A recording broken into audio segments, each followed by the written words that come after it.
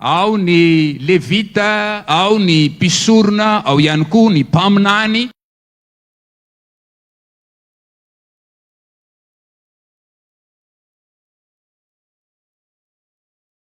Tao anaty izay rehetrarehetra izay.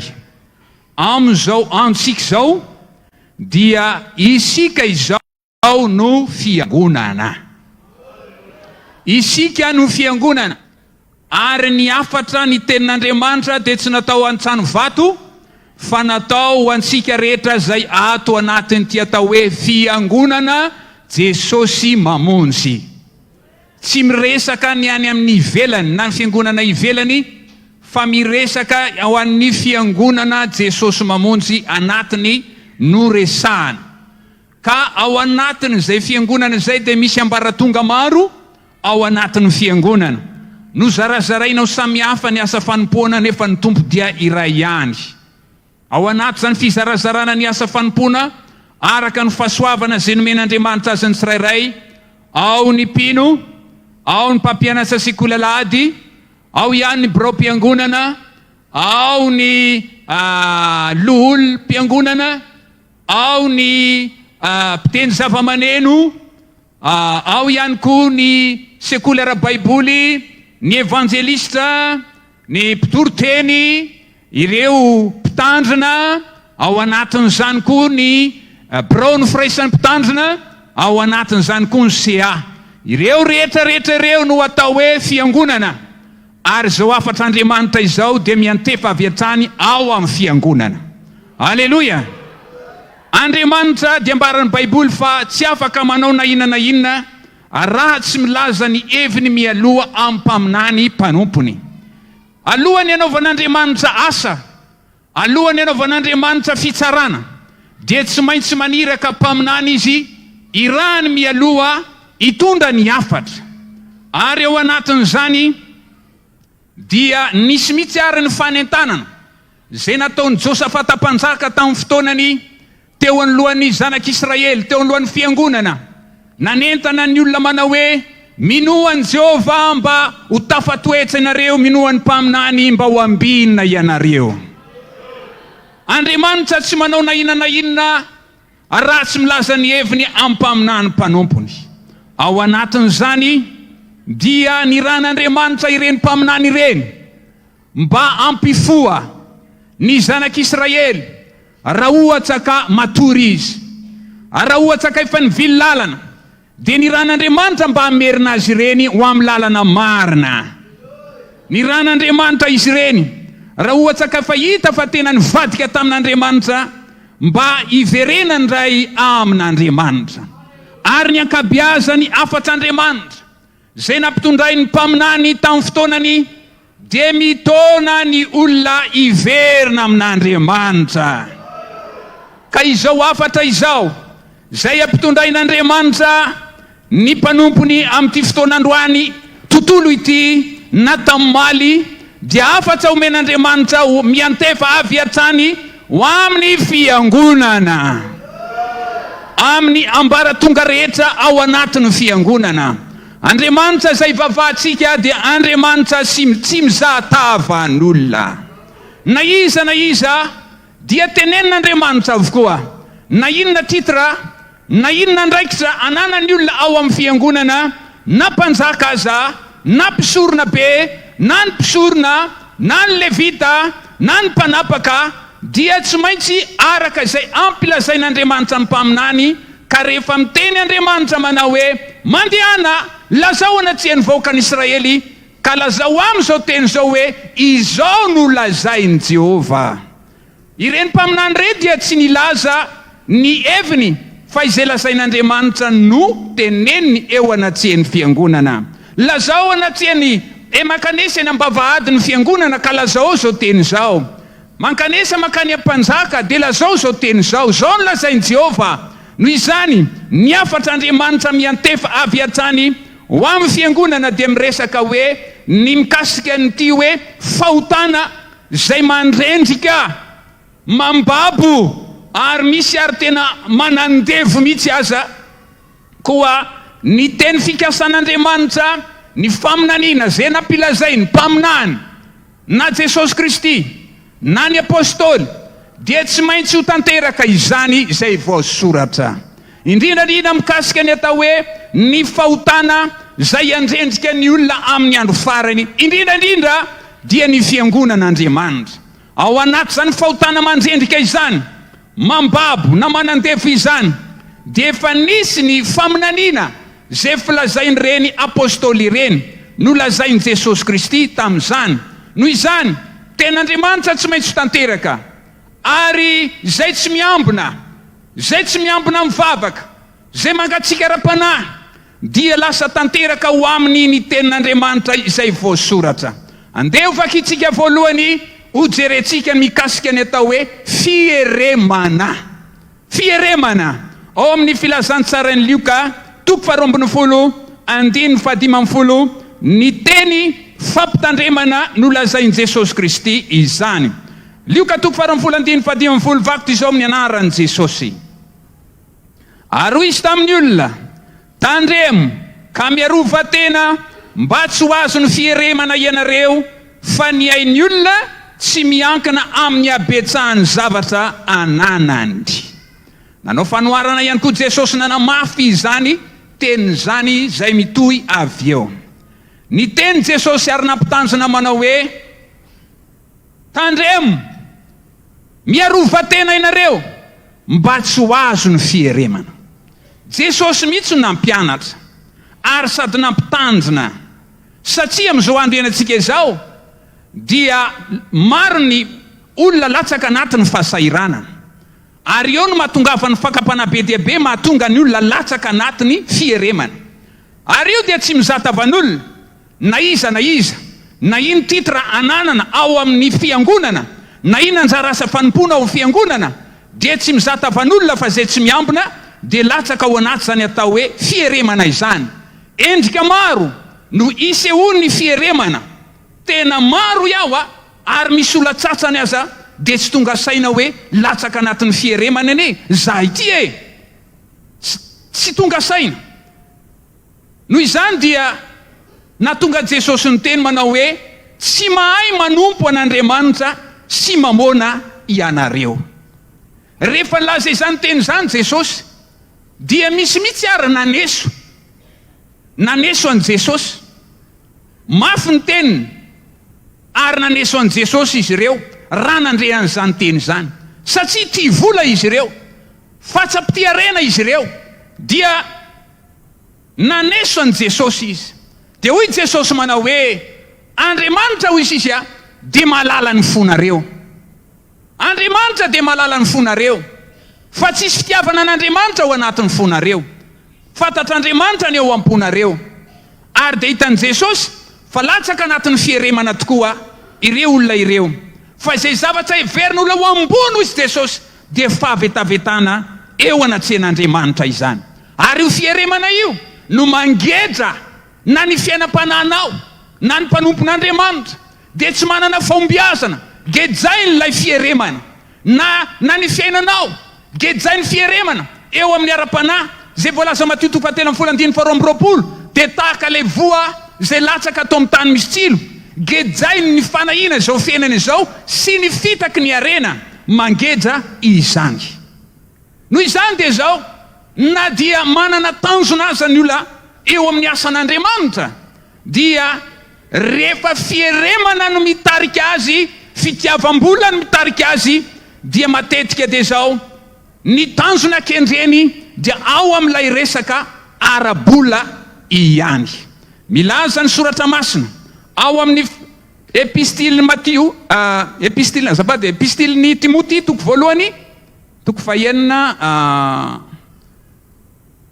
Timoty 1:5-7, vakina amin'ny anaran'i Jesosy ny faminaniana izay lazainy soratra masina.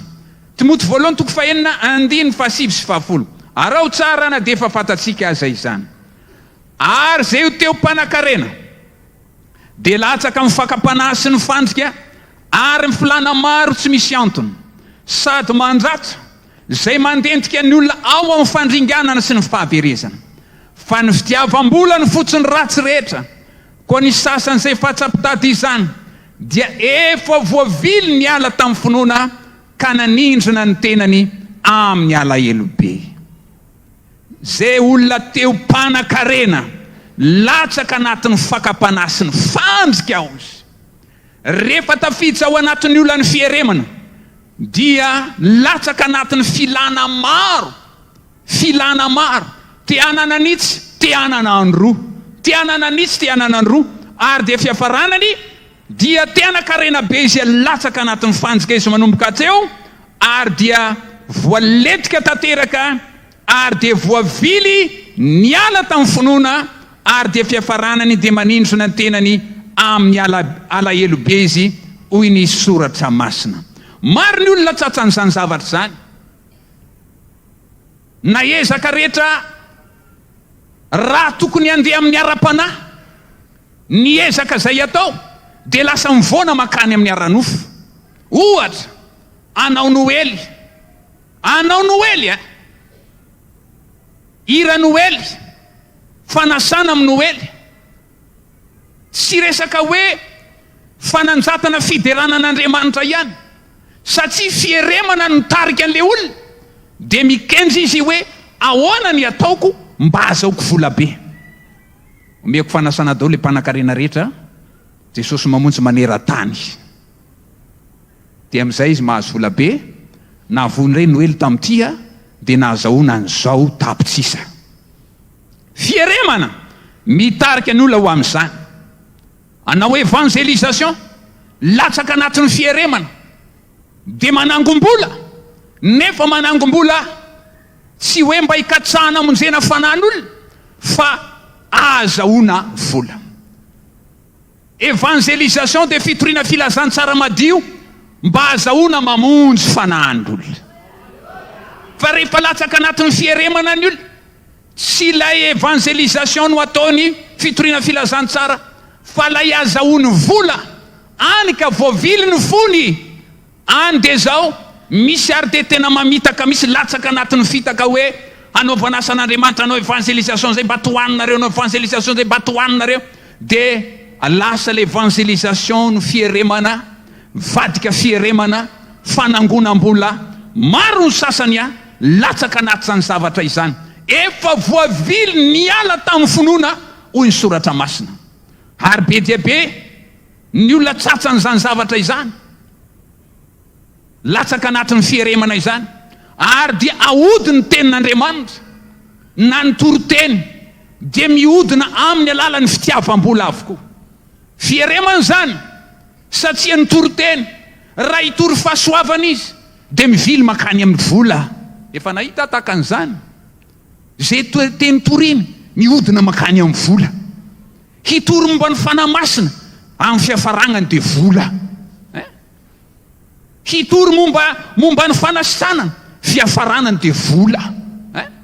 Zany hoe efa le vola mihitsy zany manodina le saina sy le fo le fieremana, dia mitarika an'ilay olona na le mpitoroteny. Dia hozy ny Baiboly hoe amin'ny afatsatry ny fitiavany arena no anaovany varotra anareo amin'ny teny mamitaka. Epistilin'ny Petera 2:7-9:1-7. Maminany ahazahoana vola. Ezekiela 2:7-7. Zany hoe na le faminaniana na le toroteny azy dia tsy maintsy resaka vola ihany. Maro ny latsaka ao anatin'izany, na ny mpitoroteny azy dia alaim-panahy, ny zavatra tsapa raha lasy anabava. Rehefa manao ny asan'ny tompo amin'ny fo madio ianao, manana tanjona ara-panahy ianao, tohanan'Andriamanitra ianao, ampian'Andriamanitra ianao. Be dia be ny endriky ny fieremana ao anatin'ny fiangonana, famakiana tratra ny fiangonana, mampitondra enta mavesatra zay tsy zaka ny fiangonana. Mandohan'izao ianareo, rehefa tsy manana ndiana mitsosa dia tsy zakany intsony zany, monomonina ny olona, satria tsy zakany ilay fampitondrana famakiana tratra azy.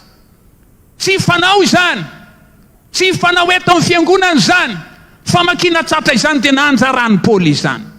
Ary ny fiainan'ny Paoly tsy namaky tratra olona izy, fa hoy izy manao hoe ny tanako no niasa hozy izy, mba azonay izay rehetra ny lainay sy ireo izay niaraka taminay. Ary izy nambara manao hoe zahay dia tsy nanao anareo vola makarena, tsy nivarotsapino izy mba azahoana vola, manao endrika hafahafa, programa hafahafa eo amin'ny fiangonana zay mety ho tsy fanao teto amin'ny fiangonana mba azahoana vola. Maro latsaka anatin'ny fieremana, maro mety tsatsan'izany zavatra zany, manao organisation eo amin'ny fiangonana kanefa any ambadika any ny fiangonana no amidinao azahoanao vola be avy any amin'ny sponsor avy any ivelany. Ralasy anabavy, oka tsy amitsika ny fiangonan'Andriamanitra, oka tsy hofitahatsika ny fiangonan'Andriamanitra. Ny fieremana mahatonga izany rehetrarehetra izany. Fieremana dia mitarika ny olona hanao an'izany rehetrarehetra izany, satria mikenjy sy mikalkila azahoana vola foana izy. Ile fieremana mitarika azy. Mitandrema ianareo ka miarovatena mba tsy ho azo ny fieremana ianareo. Nampitanjona ny Baiboly ary dia nilaza mihitsy Paoly tao amin'ny Hebreo 7:15 manao hoe oka tsy ho amin'ny fitiavam-bola ny toe-tsainareo, oka tsy ho amin'ny fitiavam-bola ny toe-tsainareo. Be dia be ny endrika amin'izany atao hoe fieremana izany. Maro ny tsatsan'izany zavatra zany, maro ny tena vomafy ary ratsy fiafara rehefa latsaka anatin'ny fieremana. Zao ny teny nampianariny frera Daoda tanatin'ny boky maitso. Rehefa mamaky ianao amin'ny pejy 7 amin'ny fizarana 7 dia vakitsika kely aloha zay mba tsy ho fantatrao, mba ho fantatrao koa fa tsy za le ny teny fa izay voasoratra ato no vakiko aminao. Fizarana 7 izy io dia eo amin'ny pejy 7 eo amin'ny misoratra hoe 220. dia zao no voasoratra ato. Amin'ny voany no ahafantaranareo azy, raha ny fomba mampanakarena amin'ny fanomezana ho an'Andriamanitra ihany no hoan'ny toriny sy ambarany isan'andro, dia fantaro fa tsy olon'Andriamanitra izy. Mety ho izany ihany izy tamin'ny fotoanany iray, nefa raha mitsahatra tsy mitory manohatra ny fahotana izay fantatra izy, dia efa nivily niala tamin'ny finoana, ary ny vola indray no kintana mpitarika azy ka omeloka sy lentika any amin'ny fahaverezana izy. Ianao koa ho toy izany raha manaraka ireny karazana mpitoriteny ireny. Ireo tsara, raha ny fomba mampanakarena amin'ny fanomezana ho an'Andriamanitra ihany, izay zany no toriny, nefa tsy mitory fahotana izy, dia tadidio tsara fa lasa ny vola no kintana mitarika azy, mitarika le mpitoriteny.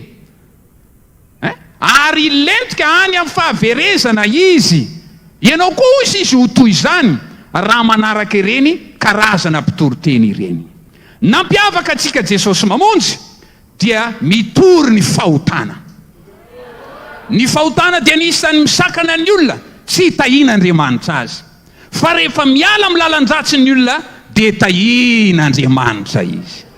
Noho izany endrika be dia be no fisehoany fieremana, ary zay mahatonga ny olona indraindray alaim-panahy, ny mahatonga azy io fieremana eo ny tena zava-doza, ny mahatonga azy sisika mafy mihitsy ary ny sasany hoe sasany mety mana fieremana no tarika azy latsaka sea. Fieremana no tarika azy latsaka sea, fa tsy resaka hoe Andriamanitra mihitsy no tarika azy ary manana vision izy hampandroso ny fanjakan'Andriamanitra. Tsy any, fa fieremana hoe ao le vola, ao le misy an'le izy, ao misy an'le kaisara, dia misisika izy amin'izany. Zany hoe ny tanjona idirany ao le fieremana indraindray manimba le olona. Tadio tsara fa anisany manimba olona. Rehefa izay no kintana mitarika ny olona anankiray, dia iletika any amin'ny fahaverezana izy, ratsy fiafara izy, latsaka anatin'ny fanjika sy fakapanahy. Ary Andriamanitra tsy momba antsika raha vao fieremana no mitarika antsika eo anolohan'ny asa fanompoana zay ataontsika. Indraindray endrika be dia be ny isehoany io eo tao anivon'ny fiangonana, fahotana lehibe zay manimba ny fahombiazana ny fieremana. Ary ny fitiavam-bola ozy ny fotsiny ratsy rehetra. Rehefa latsaka anatin'io potika hatramin'ny tokantrano, saraka ny mpivady, saraka mihitsy rehefa latsaka anatin'ny fieremana. Ary misy mihitsy ary tena ampiasainy devoly rehefa hita ny fahavoazana na le fahalemena eo mahazo n'ilay mpanompon'Andriamanitra azy. Ina moa ilay fahalemena? Mahazo le mpanompon'Andriamanitra ka hoe tsy fisina izany. De manararaotra raha misy olona manan-katao. Rehefa tsy ara-panahy ny olona, de izy mihitsy no mampiasa karazana kolikoly ampiasaina eo amin'ilay mpanompon'Andriamanitra. Ka raha le mpanompon'Andriamanitra latsaka anatin'ny fieremana, dia jamban'izay kolikoly izay izy ka na dia zavatra tsy akasisan'Andriamanitra aza no anereny sy ampanaovin'le olona zay manome vola, dia manaiky fotsiny izy ary de manaraka ambokiny, ary de lasa pasteur arabe manaiky rehefa avy eo miova ny anarany. De hoentin'olona any amin'izay tsy izy. Fa nentanako ny mpanompon'Andriamanitra rehetra eraka ny Jesosy mamonjy, ho antsika zao afatra izao, rehefa fantatrao ny sitrapon'Andriamanitra mba mijoroa amin'izany. Itsika efa nanolo-tena na ijaly na mahantra na orina ina manjoa atsika, dia anaraka ny Jesosy anao ny sitrapony hatramin'ny farany sika. De manana fijoronany amin'izany. Ary zay natonga ilay anjely ny teny tamin'ny Daniela manao hoe fantaro ny teny zay lazaiko aminao ka mijoro ianao. Latsaka anatin'ny fieremana de manaraka fotsiny zay lazainy, na zavatra efa hita fa mifamadika amin'ny doktrina Jesosy mamonjy azy.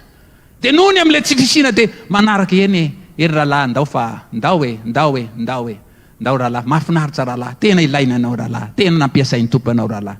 De manaraka de taritina any amin'ny lalany tsy izy. Nahita olona anankiray nampalahelo any nahita an'izany, fa Andriamanitra moa nampahita an'ilay izy de tena nalahelo ihany aho. Latsaka tanaty problème ty anabavy ty. Ary de tena zay koe Andriamanitra mitarika angamba tsy fatako hoe aho fa nalahelo aho. Nentina mpanaoviny rendez-vous de niraisiny tamin'ny 4x4 atao amin'ny toerana anankiray. Za amin'izany ao anatin'ny taxi brosy. De nentiny de nakatana amin'ny toerana mangingina le vadin'olona. De le anankiray moa manan-katao, le anankiray latsaka anatin'ny problème, de nentiny le sera, de nentiny tany amin'ny toerana mangingina tena tsisy olona tany, tsy haiko tsony zay nataon'izy retany. Nampalahelo zany.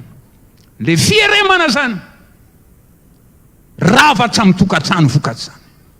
Simba ny tokantrano. Na ory ianao na mijaly rahalahy sy anabavy, fantatsy ny tompony heverana zay iasoanao. Manana fijoromo eo anolohan'ny sitrapon'Andriamanitra. Be dia be ny karazana fieremana mahazo ny olona. Aza takalonao fa sarobidiny rany Jesosy zay nanadio sy nanamasina anao. Fahotana mandrendrika olona maro hatramin'ny mpanompon'Andriamanitra. Olona nampiasain'Andriamanitra tany am-piandohana. Rehefa taty afara nefa nanomboka ny anangatsika ny alan'Andriamanitra satria latsaka anatin'ny fieremana izy. Lasa vola no Andriamanina. Lasa tsy nahalalana izana izy izy. Atsaminy misy alaim-panahy misy ange gonflena mihitsy io resi io aza. Resi de gonflena.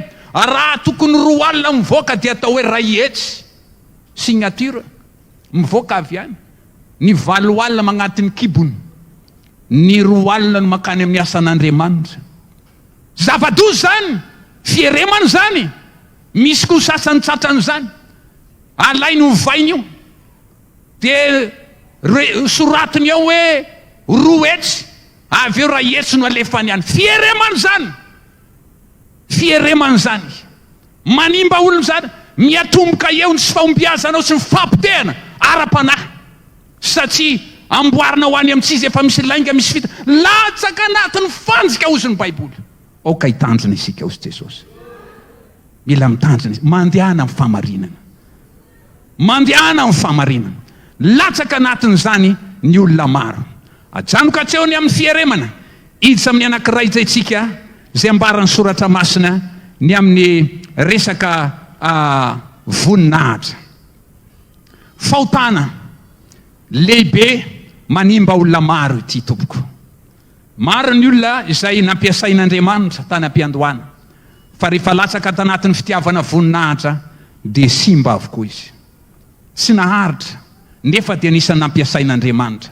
Ny anahy nampianarina dia zao hoe ny voninahitra tsy tadiavina fa Andriamanitra manome voninahitra zay manome voninahitra azy. Fa izay mitady voninahitra dia mihetsy vintana. Fa fambaraka ny lolo aviny, hitan'olona miariareny maizy azy. Fa ny voninahitra zany tsy tadiaviny zany. Fa hain'Andriamanitra ihany manome voninahitra anao rehefa manome voninahitra azy ianao. Anisan'ny fanosaviana nataony Balaka tamin'ny Balama. Balama dia anisan'ny lelan'Andriamanitra nampiasain'Andriamanitra tao amin'ny tany Medianita. Fa zay rehetra tsofony rano dia tena mahasodrano. Ary zay ozony dia tena voaozona. Nampiasain'Andriamanitra. Fantatsy ny devoly zany. Dia nitambatambazan'ny Balaka mpanjakan'ny Moaba izy. Tongava aty ianao. Omeko voninahitra lehibe ianao. Omeko an'izao ianao, omeko an'izao ianao. Tongava aty amiko ianao. Tena misy ilako anao. Voarebirebin'izany izy. Voataonan'izany izy. Any dia zao. Teren'ray Andriamanitra anaraka ny sitrapony. Teren'ray Andriamanitra anaraka ny safidiny sy sitrapony teo. Dia nanomboka teo ny fahasimbana ho an'ny Balama. Ka na dia niriny Balama aza. Lay teny resahany manao hoe engane mbo tahaka ny fahafatesan'olo marina ny fahafatesako Andriamanitra. Ary ny hafarako mbo tahaka an'ireny.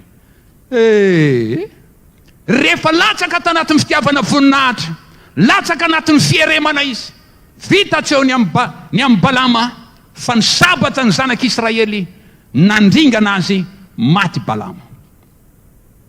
Ny voninahitra tsy tadiavina. Nanimba olona maro izany. Ary hoy izy ny Baiboly manao hoe tsy izay mideratena no deraina fa izay derain'ny tombo. Korintianina 2:19-20. Izay derain'ny tombo. Andriamanitra dia afaka manome voninahitra ho anao. Anisany nanimba olona be dia be teto anivon'ny fiangonana. Io fahotana anankiray io. Zay mety eretseretanao ndraindray moa tsika zany mieritreritra fa any amin'le hoe misotsotoka, lasa misotsotoka le rahalahy, lasa jangajanga le rahalahy. Fa anisany nanimba ny olona ny fitiavana voninahitra. Aza titia an'izany. Aza mila an'izany. Fa hain'Andriamanitra foana manome voninahitra anao. Fa omeo voninahitra izy dia omeny voninahitra. Ananarako ny olona rehetra ho aza mba titi indraindray ny olona sy deraderainy ny olona sy dokadokafany olona. Aza tia an'izany. Jereo tsara oabolana toko 7:25. Oabolana toko 7:25. Dia ovakitsika.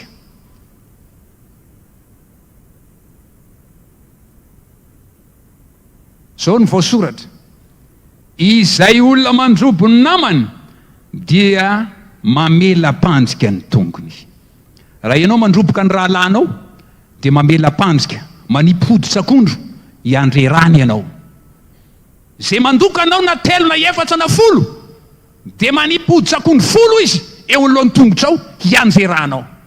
Lalan'ny fiazakazana nefa ity, tsy tokony hianjera ianao, fa tokony hijoro sady hiazakazaka ho an'ny tompo ianao. Ka ny fanipazana ota, ka rehefa tity voninahitra ianao dia tenina vao mainka misokatra ny elika. Ohatrany misy vai. Titinao ilay izy dia dokadokafan'olo dia deraderain'olona ianao. Fa raha misy te hidera dia derao Jesosy. Omeo voninahitra. Hoy ny Baiboly manao anaka masina ianao, omeo voninahitra Jehova. Anisan'ny fahotana nanapotika olona maro fitiavana voninahitra. Ary anisany rehefa nandinika ny Baiboly ao dia hita taratra.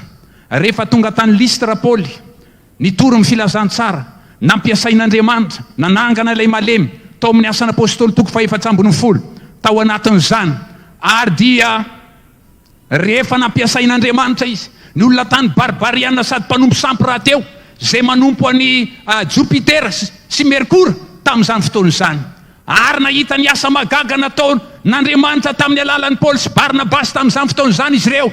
Ary dia hoy izy ireo manao hoe tonga eto amintsika ozy izy. Andriamanitra maka endrik'olona ozy izy. Lasa izy ireo nakaomby hatao fanatitra ho an'ny Paoly sy Barnabasy. Avadika ho Andriamanitra Paoly sy Barnabasy. Ary dia nitondra voninkazo, ilay mpisorony Jupitera tamin'izany fotoan'izany. Dia inona ny zava-nisy? Vao nahita an'izany Paoly, tsy ary ny fitafiny. Olona tahaka ny akohoky sady ho ny teny manao olona tahaka anareo ihany zay e. Mba manana fihetseham-po tahaka anareo e. Andriamanitra ihany ny vavao e. Halleloja. Tsy mentsika ny andray ale voninahitra izy. Fa natsipiny zany ho any Jesosy Tompo. Ny olona tia voninahitra tsy mba manipy ny voninahitra ho an'Andriamanitra. Fa raisiny zany dia midedadedaka izy. Dia iny tondrany ny fiainany. Miala moramora Andriamanitra. Masina ianao anaka ome voninahitra Jehova. Anisany animba olona be dia be iaho ny fitiavana voninahitra io. Noho izany dia zao samy miaro ny tenantsika. Mbola ho lavitra ny lalana raha lasy anabavy. Mbola lavitra ny lalana. Arovo ny tenanao. Nanimba olona be dia be zany. Fahotanao iaho. Satria tsy nanome voninahitra ho an'Andriamanitra izy. Jesosy rery ihany, raha teto Jesosy tena nandamatsika tapis rouge na tapis blanc andehanana. Raha nitatsika maso, izy rery no mendrika omena voninahitra amin'izay. Fa tsy hitatsika izy. Tsy hitatsika izy dia farantsika dia midera azy fotsiny tsika rehefa faly hoe. Zay faly deo ka izy idera hoe. Tanao zany, Jesosy no metsika voninahitra. Tsy hitatsika raha teto izy dia nandamatsika tapis rouge na tapis blanc na tapis vert andehanana. Fa tsy eo izy. Fa ometsika voninahitra izy. Noho izany dia zao mitodika mivantana amin'ny fiangonana. Izany tenin'Andriamanitra zany. Te ho lasa lavitra isika. Te omby isika. Tian'Andriamanitra mba hitehirizan'Andriamanitra atsika. Fahotany fiangonana. Fahatelo tia ny farany sady ho azavaiko farany. Dia mikasika ny atao hoe famafisam-po. Famafisam-po. Isaia mpaminany dia efa naminany. Mikasika ny amin'ny fiangonana ny zavatra hitsanga any aoriana tao amin'ny Isaia 4:1 dia miresaka izany. Zao ny faminaniana na minaniana Isaia mpaminany. Vatsy izao amin'ny anaran'i Jesosy ary amin'izany ihany zany dia isy vehivavy 7 hiazona lehilahy iray kanao hoe ny anay ihany no anay ary ny lambanay ihany no hotafinay fa izao ihany no angatahnay. Aoka ho tononona amin'ny anaranao izahay ka fa ho tondro maso. Efa nisy faminaniana fa iza mo ity vehivavy miazona lehilahy iray. Vehivavy 7 fiangonana izany. Iza ty lehilahy tazominao mafy. Hazominao mafy ity. Tazominy ery ny anarana hoe Jesosy. Kanefa le fiainany ihany, lalany ihany, haniny ihany, fitafiny ihany. Maneo izany famafisam-po. Ny famafisam-po dia efa zavatra nisy efa hatramin'ny andro ny zanak'Israely tany Egipta izany raha lasy anabavy. Mafy ny fon'ny olona. Dia nataony fananarana ho an'ny fiangonana taty aoriana izany zavatra nitsanga izany. Zay voalaza tao amin'ny bokin'ny Hebreo 7:7 dia miresaka izany na dia tsy ho vakitsika aza izany teo amin'ny 2:20 zay voalaza ny soratra masina. Ho vakitsika ny 2:20. Tandremo rahalahy fandraho isy aminareo anana fo ratsy mino ka hiala amin'Andriamanitra velona. Fa mifananara isan'andro raha mbola atao hoe anio fandraho isy aminareo ho tonga mafo noho ny famitahany ota. Mamitaka ny ota.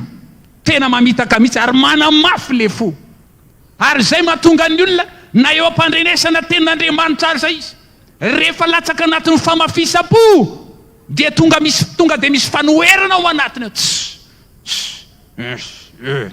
Raha ny azony kabary tsy valiana mantsy izy tiko.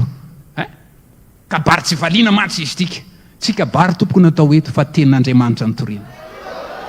Hafa ny kabary fa tenin'Andriamanitra tika. Mampitanjona ny fiangonana. Proof fa mafy fo ny olona latsaka anatin'ny famafisam-po. Dia zao ny zava-misy. Fitadiavana voalohany indrindra, fitadiavana toroteny malemy. Malemy. Inona moa zato toroteny malemy zany mbola vakitsika indray ny boky maitso rehefa avy eo. Ny faminaniana tao amin'ny bokin'ny Timoty 2:4-7. 2:4-7 sy 5 dia zao ny voasoratra. Fa ho avy ny andro zay tsy azakany olona ny fotom-pampianarana tsy misy kilema. Fa ngididy sofiny dia amorom-pampianatra ho azy araka ny filany. Ary ampiala ny sofiny amin'ny famarinana izy ka hivily ho amin'ny angano. Tsy ho zakanao intsony fotom-pampianarana tsy misy kilema. mafy zany le fon'ny olona, ary dia moro mpampianatra ho azy izy hoe aiza re pastera mba mifanaraka aminay e, zay nge mahatonga ny olona mivezivezy e, ary mety amin'ny filantsika, ary mety amin'ny filantsika, filanao any mety amintsika any, fa ny are tsy ny ariny mety any tena mety amintsika any amory mpampianatra ho azy, aiza misy pasteur mpitory-tena mba afaka mifanaraka tsara filantsika, tsy ny filanao no atao fa ny sitrapon'Andriamanitra no atao. Zany no ataotsika, zany iainantsika, ary ampiala ny sofiny amin'ny famarinana izy ka ivily ho aminy angano, tsy zakany so. Zay profo anankiray miariary fa latsaka anatin'ny famafisam-po ilay fiangonana. Andeha fakitsika indray le boky maitso teo eo amin'ny fizarana fahatelo ihany ao amin'ny pejy fahasivy ihany, mikasika lazain'ny frera Daody mikasika an'izany. Eo ambany le novakitsika teo ihany dia vakiana arao tsara. Izany mahatonga ny Paoly ilaza amin'ny Timoty mba andositra izany zavatra izany. Raha mafisina ny mahazava-dehibe ny ampanakarena ary ny ahazo zay tsara indrindra amin'ny zavatra rehetra, dia manoro hevitra anao aho ilozy ny karazana fitoriteny malemy tahaka izany, ka mandehana any amin'izay misy mpitoriteny araka an'Andriamanitra, zay itory ny afo ny helo sy ny solofara, zay natao noho ny ota. Mpitoriteny tsy matahotra izany, na mila sitraka aman'olona, mandehana any amin'izay misy olona tia ny fanahanao, ka ampitanao soa amantsara eny amorony tanàna vola amenany lanitra. Fa lay mpitoriteny sitrakao manao teny malemy sy mahafinaritra dia anipy anao any amin'ny afovoany elo. Anao ny safidy, tsy maintsy manapa-kevitra ianao, nao tiany mpaminany mahatoky zay ampahiratra ny masony sy anongilana ny sofiny ka iambina ny fanahanao sy ampandrehanao raha misodisody ny amboadia. Nao tiany hijanona amin'izay moramora ka tsy misy miteny ny fahotanao, ka hidiny anjambany sy ny toetra mandrakizay any amin'ny elo anao ny safidy. Manana boky maitso sika rehetrarehetra, vakio dia dinio tsara. Jereo tsara nampianariny tadiavo izy zay mpitoriteny zay afaka hitondra anao makany an-danitra, zay tena tiany fanahanao hitory aminao ny fahotanao. Alleluia. Fa tsy hitory-teny malemy, ka ny olona rehefa latsaka anatin'ny famafisam-po dia mitady hitory-teny malemy izy, ary rehefa latsaka ao anatin'izany, rehefa makasika ny fiainany ny tenin'Andriamanitra dia mampiasa azon'izay ampiasaina rehetra izy. Zavatra endrika anankiray miseho izany, rehefa lafa latsaka anatin'ny famafisam-po ny olona dia mitady fomba rehetra amin'izay izy, mitady vola mitady vola izy, mampiasa ny fahefana, mampiasa kolikoly, mampiasa fanaratsiana. Fa any mofo pahoriana io, gajahoany io, afaka ampiasa ny fahefana zay ananany rehetrarehetra dia migaja tokoa izy. Fa izao nefa lazay Mikaia hoe raha tahiny tafaverina soamantsara ianao ry mpanjaka, tsy mbo nampitenenin'Andriamanitra. Ka iaino an'izany ianareo ry Israely eo, fa ny gaja dia idirako, ny fonja idirako dia idirako, fa mieno ianareo. Rehefa latsaka anatin'ny famafisam-po ny fiangonana, zava-doza izany rahalasy anam-bavy. Tsy te hiainontsony, mampiasa ny fahefana, mampiasa ny volana, ataon'izay fomba rehetrarehetra mihitsy. Efa nahita zavatra toy izany aho, nampiasa zavatra maro samihafa. Mafy koa ny fony Farao, tsy nety nienina mihitsy izy, na efa potika zao ny fiangonana, na efa mafy zao. Ino mahatonga ny olona tsy mety hiala? Misy ny sasany tena tsy mety hiala mihitsy ao amin'ny fiangonana, tsy manaiky hiala, tsy manaiky afektena ao amin'ny fiangonana. Ino mahatonga zany? Fieremana, vola daholo zany, famafisam-po mahazo ny fiangonana. Za tsy hiala na dia tongisina amin'ny bulldozer, na hidinako any amin'ny elo aza ifampitana. Tanao fa vona ho any amin'ny elo izy amin'ny famafisam-pony. Tsy manaiky hiala mihitsy satria efa latsaka ao le fieremana, ao le famafisam-po. Ka hoy izy manao hoe za tsy hiala eto raha tsy Andriamanitra manala eto, Andriamanitra nametraka eto, Andriamanitra ko manala eto. Misy affectation ohatran'izany ve? Zay ny voasoratra ao. Zay napetsaka Andriamanitra ao dia tsy mahazo miala fa zay napetsaka devoly dia miala. Tsisy an'izany tsisy an'izany. Fa le famafisam-po mahatonga zany rehetrarehetra izany. Maro ny voababony zany. Rehefa mafy ny fo, zava-doza raha lasa anabavy. Loza ny fanahy masina. Tsy misy fahatsiarovan-tena intsony. Toy ny tany Korinto. Ary dia mampalahelo dia zao. Mahazo ny olon'Andriamanitra. Hoy izy Paoly manao hoe maro ny farofy eo aminareo. Maro koa ny fanodomandry. Tsy fitahian'Andriamanitra zany fa ozona niatsa teo amin'ny fiangonana noho ny famafisam-po. Niatsa teo amin'ny fiangonana zany noho ny famafisam-po. Tsatsan'izany ny fiangonana. Ary dia maro izy ny farofy aminareo. Maty tsy tonga taona. Raha tahiny mateza 70 taona 80 taona tokony ho tsatsanao ary zany. Tokony hiezaka tsatsan'izany ny tsirairay avy noho ny famindram-pon'Andriamanitra. Andeha amin'ny famarinana sy famasinana. Mandritra ny andro rehetra iainantsika eto amin'ity tany fivahinena ity. Mba ho tsatsanao zany. Maro ny farofy. Maro efa nodomandry. Noho izany izy Paoly. Zao raha mitsara tena isika dia tsy mba ho tsaraina miaraka amin'izao tontolo izao. Teniteny izy manao hoe mandinia tena izy. Kandiny tena izy. Kandiny tena aiza izao. Inona aiza amin'reto fahotana telo lehibe reto mahazo aizao amin'izao andro izao. Aiza ny fieremana. Any ivelany ve sa ao anatiny? Aiza ny voninahitra ao anaty sa any ivelany? Aiza ny famafisam-po ao anaty sa ao ivelany? Andao andiny tena isika. Andao anamasy tena isika. Amantatra any amin'ny fiainana. Amantatra any amin'ny fiainantsika tsiray avy. Ho atsika Jesosy mamonjy zao afatra izao. Tsy natao ho an'ny pentekotista mitambasy tika. Tsy natao ho an'ny fiangona kafa ity. Ho antsika Jesosy mamonjy. Andao samy ezaka itsika. Handeha amin'ilay fampianarana hiverina ho an'ny Betela. Dia ho foazin'Andriamanitra indray itsika. Averina amin'ilay tena izy itsika raha lasy anabavy. Ary na dia mafy aza ny teny nampitondrain'Andriamanitra any Eli ho any Aba ho iaho tamin'ny maly manao hoe nanetsy tena izy. Nanetsy tena izy. No tsy ary ny fitafiny. Ary dia nanetsy tena. Hitan'Andriamanitra ny an-danitra ny fanetsen-tenany. Dia hitanao va ny nanetseny Aba tena teo anatrehako tsy hahatonga loza amin'ny androny. Amindra fo amin'i Jesosy mamonjy any Andriamanitra. Ny teny tamin'ny zanak'Israely Andriamanitra tany am-pitsara 10 no ka tany amin'ny 10. Nitaraina ny zanak'Israely fa mafy nahazo azy. Nilavonjy amin'Andriamanitra izy. Zangeo izy Andriamanitra efa namonjy anareo foana hatramin'izay namela anareo ny Moabita. Namela anareo ireo Kananita. Namela anareo ireo Jentilisa ireo. Fa namonjy anareo foana. Noho izany izy Andriamanitra. Mandehana mitaraina amin'ireo Andriamanitra zay ny ankofanareo sy ny vavanareo hoe ireo namonjy anareo. Niezaka ny zanak'Israely. Efa nanota zay Andriamanitra. Efa nanao zay tsy mety eo anatrehana zay. Dia inona nataony? Mba akasika ny fon'Andriamanitra. Nesoriny daholo ny sampy rehetrarehetra.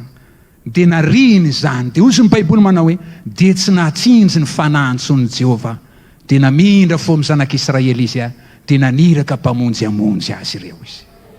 Rehefa ao anatin'ny fotsika, raha te ho an'ny Betela isika. Tsy hoe ho an'ny Betela dia mbola hoentina famafisam-po. Ho an'ny Betela dia mbola hoentina ihany izay zavatra tsy akasitan'Andriamanitra. Zay efa nambara sy nitoriana taminao. Fa alohan'ny hiainganao dia alevenao am-potsiny azo fijaliana. Aleveno ao. Dia ario ao daholo. Zay zavatra hitanao fa tsy akasitan'Andriamanitra. Efa nangatsika ny ara-pananao. Efa niemotra ianao. Efa niala tamin'Andriamanitra ianao. Latsaka anatin'ny famafisam-po ianao. Rehefa mafy ny fonao. Ary terenao le mpanompon'Andriamanitra anaraka ny sitraponao. Rehefa tsy manaiky dia ho tadiavinao tongisina hiala teo fa tsy mila an'io ry havana malala. Fitiavana no itenenana. Fitiavana no ananarana. Fitiavana antsika izany. Tian'i Jesosy mamonjy Andriamanitra. Hoy izy ny Baiboly amin'ny Ezekiela 7:7 manao hoe mba ho fantany fa nisy mpaminany teo aminy. Mba ho fantany izy fa nisy mpaminany teo aminy. Noho izany indrindra dia raiso zany andeha hivavaka isika. Andeha hivavaka isika. Ngataka amin'Andriamanitra isika. Ho ataontsika ilay hira anankiray teo, hira fa raika amin'ny 20 dia ataontsika izany hira izany hiverenantsika amin'Andriamanitra io. Mamy ny foko ry Jesosy io, ny famonjena izay vitanao. Hitsangana isika dia hivavaka isika. Ataontsika ny andininy hatramin'ny andininy fahatelo, tsangana isika anao izany hira fiterana izany feny tenin'Andriamanitra.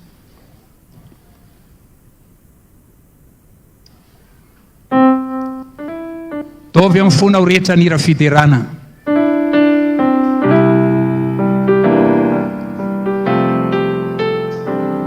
Halleluja. Sokafo ny fonao, ampanatony an'Andriamanitra ny fonao.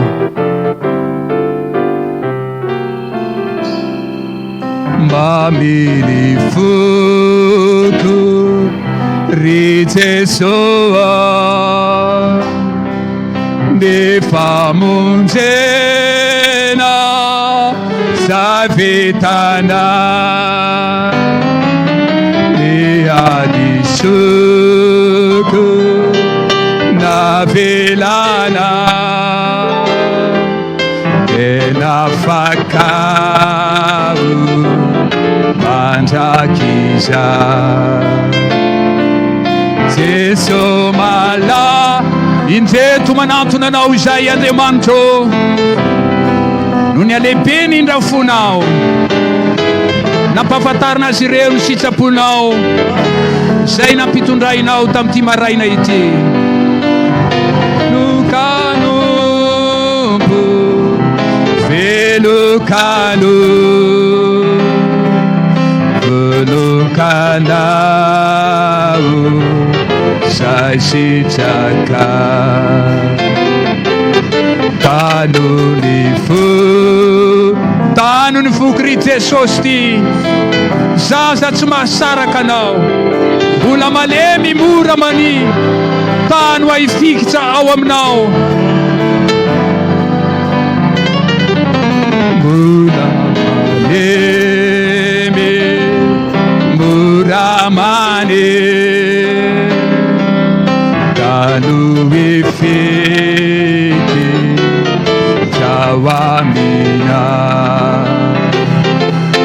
Jesosy mala atomboy ny fivavakao o ka hivavaka amin'ny fonao rehetra ianao atolory an' Jesosy ny fonao mba ho dinian'Andriamanitra izany mba ho amboarin'Andriamanitra izany raha manafina ny fahotantsika tsy ambinina isika fa raha mitsotsaka mahafoy izany ianao dia azo famondrampo raha miaiky ny eloko ao anatsen'Andriamanitra ianao dia mindra fo aminao Andriamanitra kamela ny eloko ao ary anafaka anao sy anadio anao amin'ny tsy fahamarinana rehetra.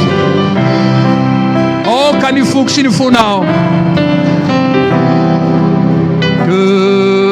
sy ny fona iara-mitepo tena ira aukanisaiko sy ny saina iray safidy mandrakiza Jesosy mala asanjato ny fivavakao o ka hivavaka ianao rehefa tsapanao fa ny fanahy masina mikasika ianao rehefa tsapanao fa manorodoro ny fonao ny fanahy masina o ka tsy ary tena hivavaka o ka hifona ao natsen'Andriamanitra ianao mba azo famondrampo ianao samy mivavaka amin'ny fony rehetra. Tompo Andriamanitra io misaotra anao izay ny amin'ny teninao izay nampitondrainao misaotra anao Jesosy io amin'ny asanao rehetra Andriamanitra lehibe ny famondramponao lehibe ny fitiavanao anahy araiso ny fiainanahy manantona anao izay Andriamanitra avereno Jesosy mamonjy avereno ny fiangonanao Andriamanitra mba eo anilanao amazino ny fiangonanao Andriamanitra amin'ny alalan'ny fahamarinanao manjakao anatin'ny fonay ianao manjaka eo amin'ny fiainanay ianao Jesosy io mila anao izay Andriamanitra tompo miangavy ianao izay amin'izao ora farany izao manana fo malemy izahay ankatosy anaiky ny sitraponao izahay anaiky ny fitarian'ny fananao masina izay eo amin'ny fiangonanao ianao lay Jesosy Kristy lohan'ny fiangonana ny tompo Andriamanitra io manantenanao izay fanahy masina anorodoro ny fonay, ampiaiky ny elokay rehetra, anala izay rehetra tsy akasitrana ao amin'ny fiainanay, amboary izahay, tefeo izay Andriamanitro, aoka ny sitraponao no atao, manjakay ao amin'ny fiangonanao, miasay ao amin'ny fiangonana ao Andriamanitro, maniry ianao dia ianao no hiasa Andriamanitra, anatanteraka ny sitraponao, amboary izahay, manana fo malemy, tompo ao ty ianao, anaraka ny sitraponao, Jesosy io, ianao no fanantenanay, ianao Andriamanitra no antononay, mamondrafo amin'ny fiangonana Jesosy mamonjy, amboary ny fiangonanao Andriamanitra, tianay mba hoe avoanay ianao, ty atsapa ny fanatsianao izahay, ty atsapa ny asanao izahay, ty atsapa ny fombanao izahay, eo amin'ny fiainanay tsirairay avy, isaoranay ny anaranao Andriamanitra avy endrendra, ho anao ny voninahitra lehibe, lay Andriamanitra velona, misaotra Jesosy eo amin'ny asanao, ho anao ny voninahitra Tompo Andriamanitra, averintsika ilay hira faraiky amin'ny 20 teo andiny telo fahatelo, averintsika farany izany.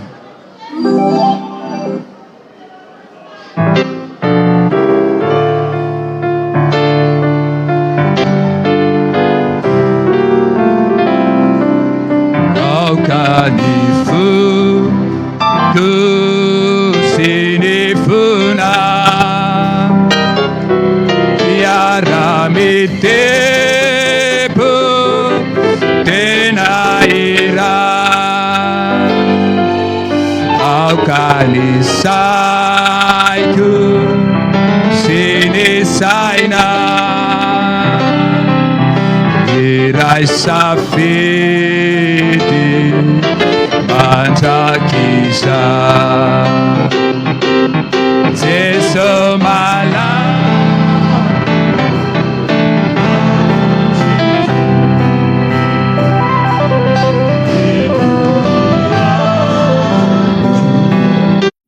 fa tsy voalaza pasteur Raymond Randrena Antoandro moa dia nandefa fialan-tsiny zany filohan'ny fikambanana Jesosy mamonjy satria programme somary tampotampoka ihany taty Angadindravola dia efa nanana fandaharam-potoana manokana izy any amin'ny faritra avaratra any izy amin'izao fotoana izao dia mampita ny fialan-tsiny fa tsy afaka nanatrika ity fotoana ity. Tsara ihany azavana amintsika izay dia pasteur tokoa ny antso alina amin'ny Fohibenkorondrano fa misy tsy fahasalamana eo amin'ny feony dia tsy tonga tetiko izy noho ny amin'izay zavatra izay mitoy ny fampianarana mbola vonona hianatra ve tsika Alleluia mpianatra tompontsika aloha mianatra foana zao ndray dia andray fampianarana faharoatsika izay hoentin'ny frère Naivo Andriantsoavina mpitoroteny eto Ankadindravola izy mpitoroteny manampy eto ary raha miresaka ara-panahy zany dia nianatra ny baiboly izy omena anjara izy zao docteur ny théologie izy efa nitety firenena maro tamin'ny resaka ty fivavahany ty mandroso anao tompoko Jesu malalo Jesu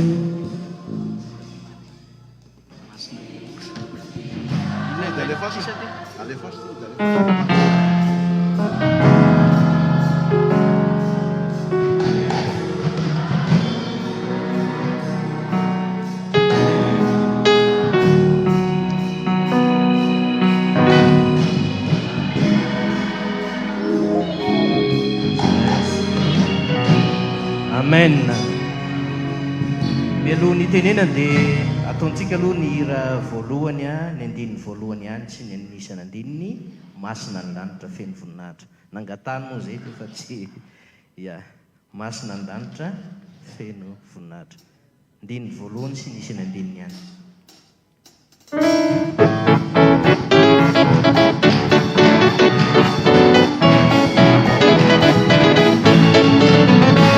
Asinani lanitra Ninaitra Paneota cita vinitra Zay rehetra tonga Sinisipay Naniota cita vinitra Eota vinitra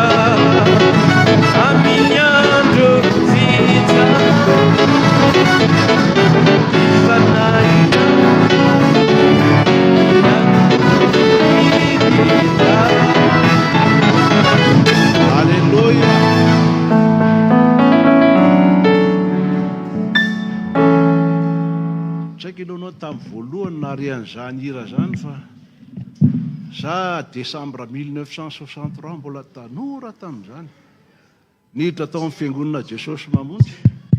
Vai, taovy mafimafy ty rahalahy.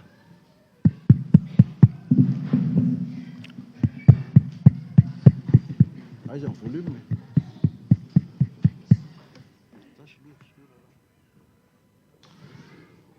Zavatra tena nanaitra mihitsy tamin'izany fotoana izany dia nisy anabavy hoe Sera Daouda zay mitendry piano izy. Ndray zany fahaizany ty raha matony tendry sady mihira. Dia rehefa nazavaina mola izy hoe masina angio lanitra io. Dia nanaraka tao Desambra mandra-pahatonga ny 26 avril 1964. Dia tena tapa-kevitra tena ty le izy ry Jesosy fa tena hanao batisa. Dia natao batisa 12 taona lasa izay.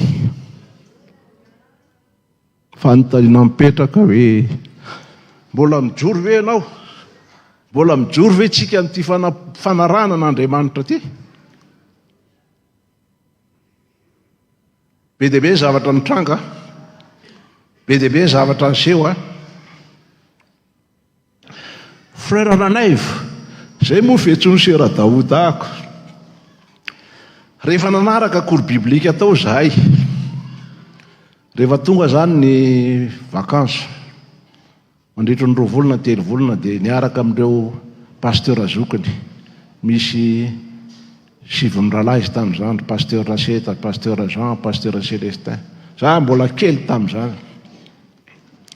Dia rehefa tonga ny sabotsy tao Sera Daouda, Frère Ranaivo, ndany nareo may accordéon zany. Dia za mitondra ny accordéon dia Frère Willy ary Frère Fety no mitondra ny tomobile 2 chevaux tao am-piangonana tamin'izay mitory tena amin'ny mahitsy. Za mitendry zava-maneno. Dia rehefa tatorina moa dia isaky ny tonga ny fotoana miaraka amin'ny pasteur Adolphe makany Tamatavy mampianatra tanora sady mitarikira. Za zany tsy nety nanao pasteur mihitsy. Mialatsiny aminareo pasteur. Tena tsy resy lahatra mihitsy anao pasteur fa tena nianatra kosa zany hoe tenin'Andriamanitra. Ary isaorako an'Andriamanitra fa tamin'iza taleparitry ny Gideona tany Afrika dia nanao théologia, nanao licence, nanao master ary nanao PhD-na théologia tany États-Unis. Tsy hanao pasteur akory fa mpianatra. Dia ozy izy nivadiko zay tamin'izay, raha pasteur anao dia misaraka tsika. Niratra ny voamasoko. Ahoana hoe fa inona mahatonga anao miteny an'izany dia tantarainy. Za ozy izy tsy mila olona me tsara velatsia miseho pasteur nefa manao anitsy manao andrio manao andro. Ka raha nareny le toritenin'ny pasteur Rémy teo tena lasa fisainana mihitsy ho anareo pasteur. Nareo ine ny solitenan'i Jesosy eto amin'ity firenena malagasy ty. Nareo ine ny nampianarina zany te hoe fomba manana boky nareo na boky maitso na boky mena arakaraky l'édition. Mba fa mivakianao ve izy? Fa niainanao ve zany? Ka mahatonga miteny an'izay hoe 12 taona zao ny teo tena nisy fotoana moa zahay 12 taona tany Afrika tany noho le asa nomen'ny tompo anay zany hoe taleparitry ny Gideona firenena 320 nizara ny tenin'Andriamanitra maimaimpona ary tena nahita zany ny teny hoe asan'Andriamanitra mitondra ny olona amin'i Jesosy. Dia mba tiako lazaina amintsika rehetrarehetra rehefa manao asa ho an'ny tompo anao, aoka tsy ianao no hitan'ny olona fa aloha Jesosy no hitan'ny olona.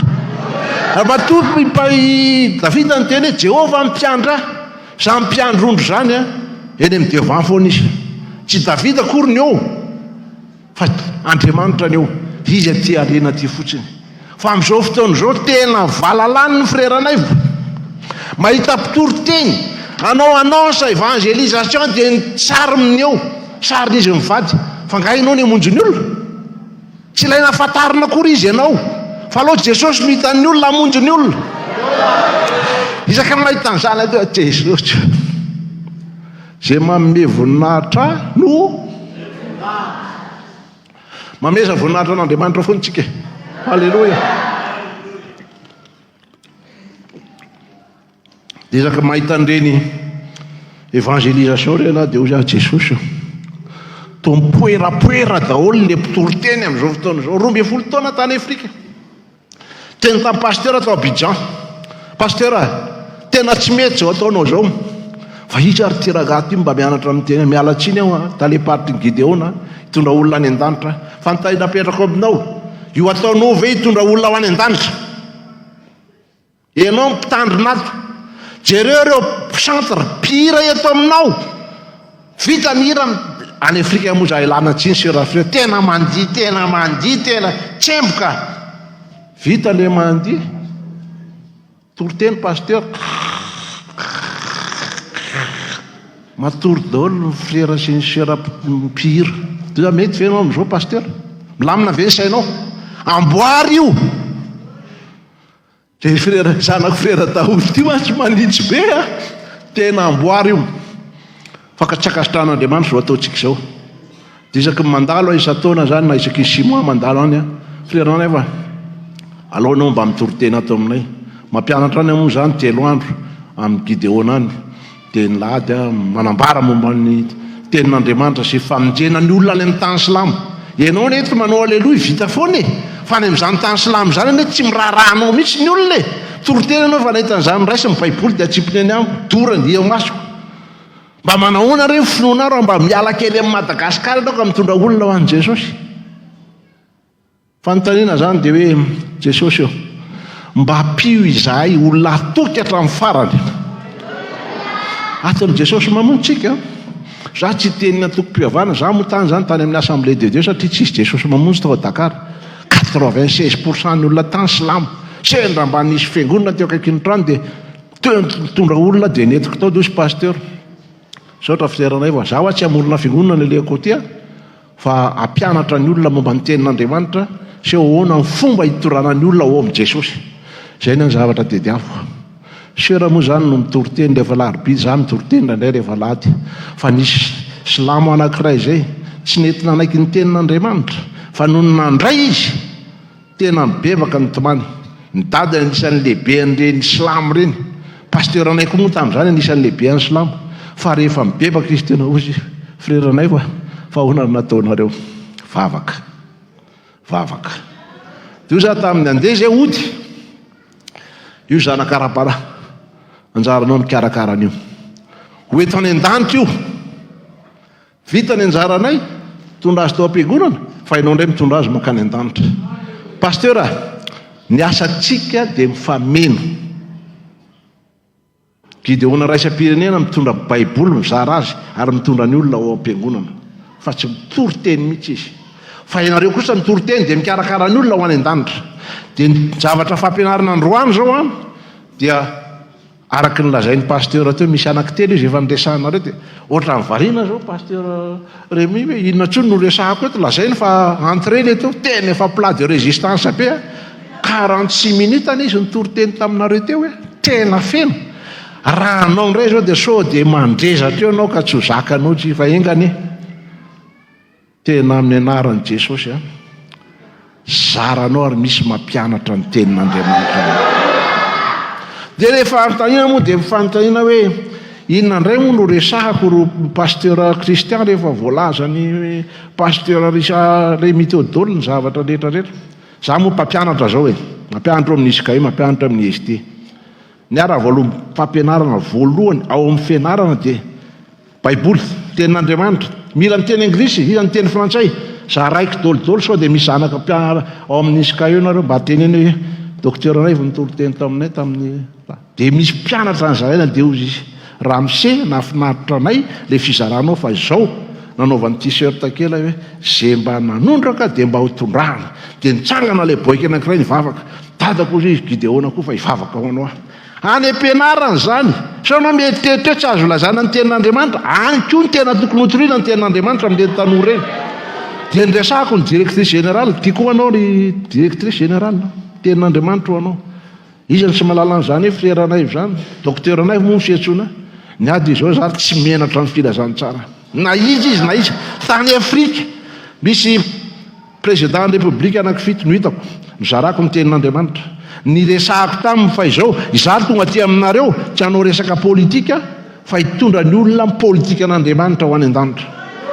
Io président ny république ny Centrafrika io Touadéra telo volana taorinana présidence dia tany amin'izay ao izao zao mbola ao vavaka ho azy atao amin'ny braony mba tiako lazaina aminareo amin'izay toerana metrahany tompo anareo aoko nareo tsy homenatra ny filazantsara be dia be misy efa hitako teto Antananarivo isaky mitondra tsy maintsy mitondra baiboly azy mamangy any dia anao visite courtoisie tonga ao izy docteur Naivo eny okay iny première dame iny tonga tao an-trano tiany ianao ry mialy fantatra manana baiboly ianao tiany ianao andao hivavaka iny président république iny rehefa mivavaka Sérolina tambola teo tomany izy rehefa tantinanao izy mivavaka matahotra fa maninona ianao matahotra misy zavatra tsy mety eo ka izao tsika koa tsy jeriny hafa fa jeriny tena tsika hoe za ty ve tena ho any asatsy ho any an-danitra ve satsy ho any fa teneniko aminareo fa Sérolina alohan'ny andianany dia niteny taminay izy indrindra ny zanako tamin'ny dokotera vétérinaire seno lasa reo ny anjely miandry andraso aloha mbola sy tonga ny zanako ao fa ny Canada tonga ny anankiray ny larbi tonga ny anankiray zoma andeha amin'izay ianao tsara tsodrano vavaka ho anareo sabotsy lady izy lasa mba fanontaniana mipetraka amintsika zao hoe amin'ny maizy ianao io mba ny anjely ve nitady ianao hiaraka aminao any an-danitra sa variana ny ady lahy eto fotsiny za zao tena nalahelo nahazo ny taratasy avy any amin'ny pasteur Jeannot avy any ambanja frère Naivo zao tena faly mihitsy le ry amin'ny ankilany zany lasy ny 67 hectare mialatsina raha misy olona avy any 67 hectare eto zao no nateondry zareo naresy hony izy an-Tamatave tonga dia natsoko ny lehibe ao amin'ny fisarana rahalahy jereo kely ty misy zavatra tsy milamina zany olona nanodikodombola ny Jesosy 7 milliards avedy averinareo andesa ato amin'ity Jesosy mamontsy tsy manaiky an'izany dia ozy izy zareo avy any frère Naivo nisy procédure tsy nety fa hovainy io raha mba misy olona fantatra le any dia ampiasaina Jesosy ampiasainao fa za ndray kosa dia tsy manaiky mihitsy zany hoe pasteur manodikodina vola sa ve siana mandoa fafolo-karena mavena mandoa dimy mandoa ny rehetrarehetra dia ahodinao vola amay ianao anaty an'Andriamanitra fahotany zany voaresaka teo ny fiaremana amay ianao aza manao an'izany rehefa tsy mety aminao dia andana mitady asa fa asana pasteur na angalaranao volan'olona tsy mety zany tsy mety amiko zany aloha mitady asa andana manao démission apetrahany amin'ny pasteur PCA no démission anao dia tsy mety amiko izy fa aza zao anao dia mijany efa hita tsy mety ny ataonao dia mbola ao anao be voka zanak'olona pasteur Jesosy mamonjy mangala bola dia tsy menatra ny ao anatin'ny Jesosy ho aizy anao io ho aizy sika ka raha préparé an'ity toroteny ty tena nangoraka be za mpampianatra dia zao no lazaiko anao voalohany indrindra dia ozy izy pasteur Christian zao zany le izy fahotan'ny fiangonana amin'ny andro farany voalaza teo ny anankitelo tsy verenako ina fa za mampampianatra dia zao idéfinir aminao any atao inona fahotana inona atao hoe fiangonana inona atao hoe andro farany dia rehefa aveo tsika miezaka hoe zao zany no tokony ho alehanay ry Jesosy dia inona ny vahaolana ho atsika na dia eo ary le fahotana tokony hanohatra an'izany tsika ary ny fara moa marana azy dia inona zany ty akanjo entiko iona amin'ny Jesosy ty akanjo fahotana ve mba voasasa ny rano Jesosy ve mba tena tsisy petipetra zay nangatahako amin'ny pasteur ataovy hira voalohany zany hira voalohany zany napiorokoditra zany niditra tao amin'ny Jesosy mahonjy voalohany na misy petipetina tsy ho tafiditra ao anao engany tsika rehetra zeo sy miaino mba tsisy zany hoe misy petipetina zany fa samy ho any an-danitra daoly aleloia tena tian'i Jesosy ve ianao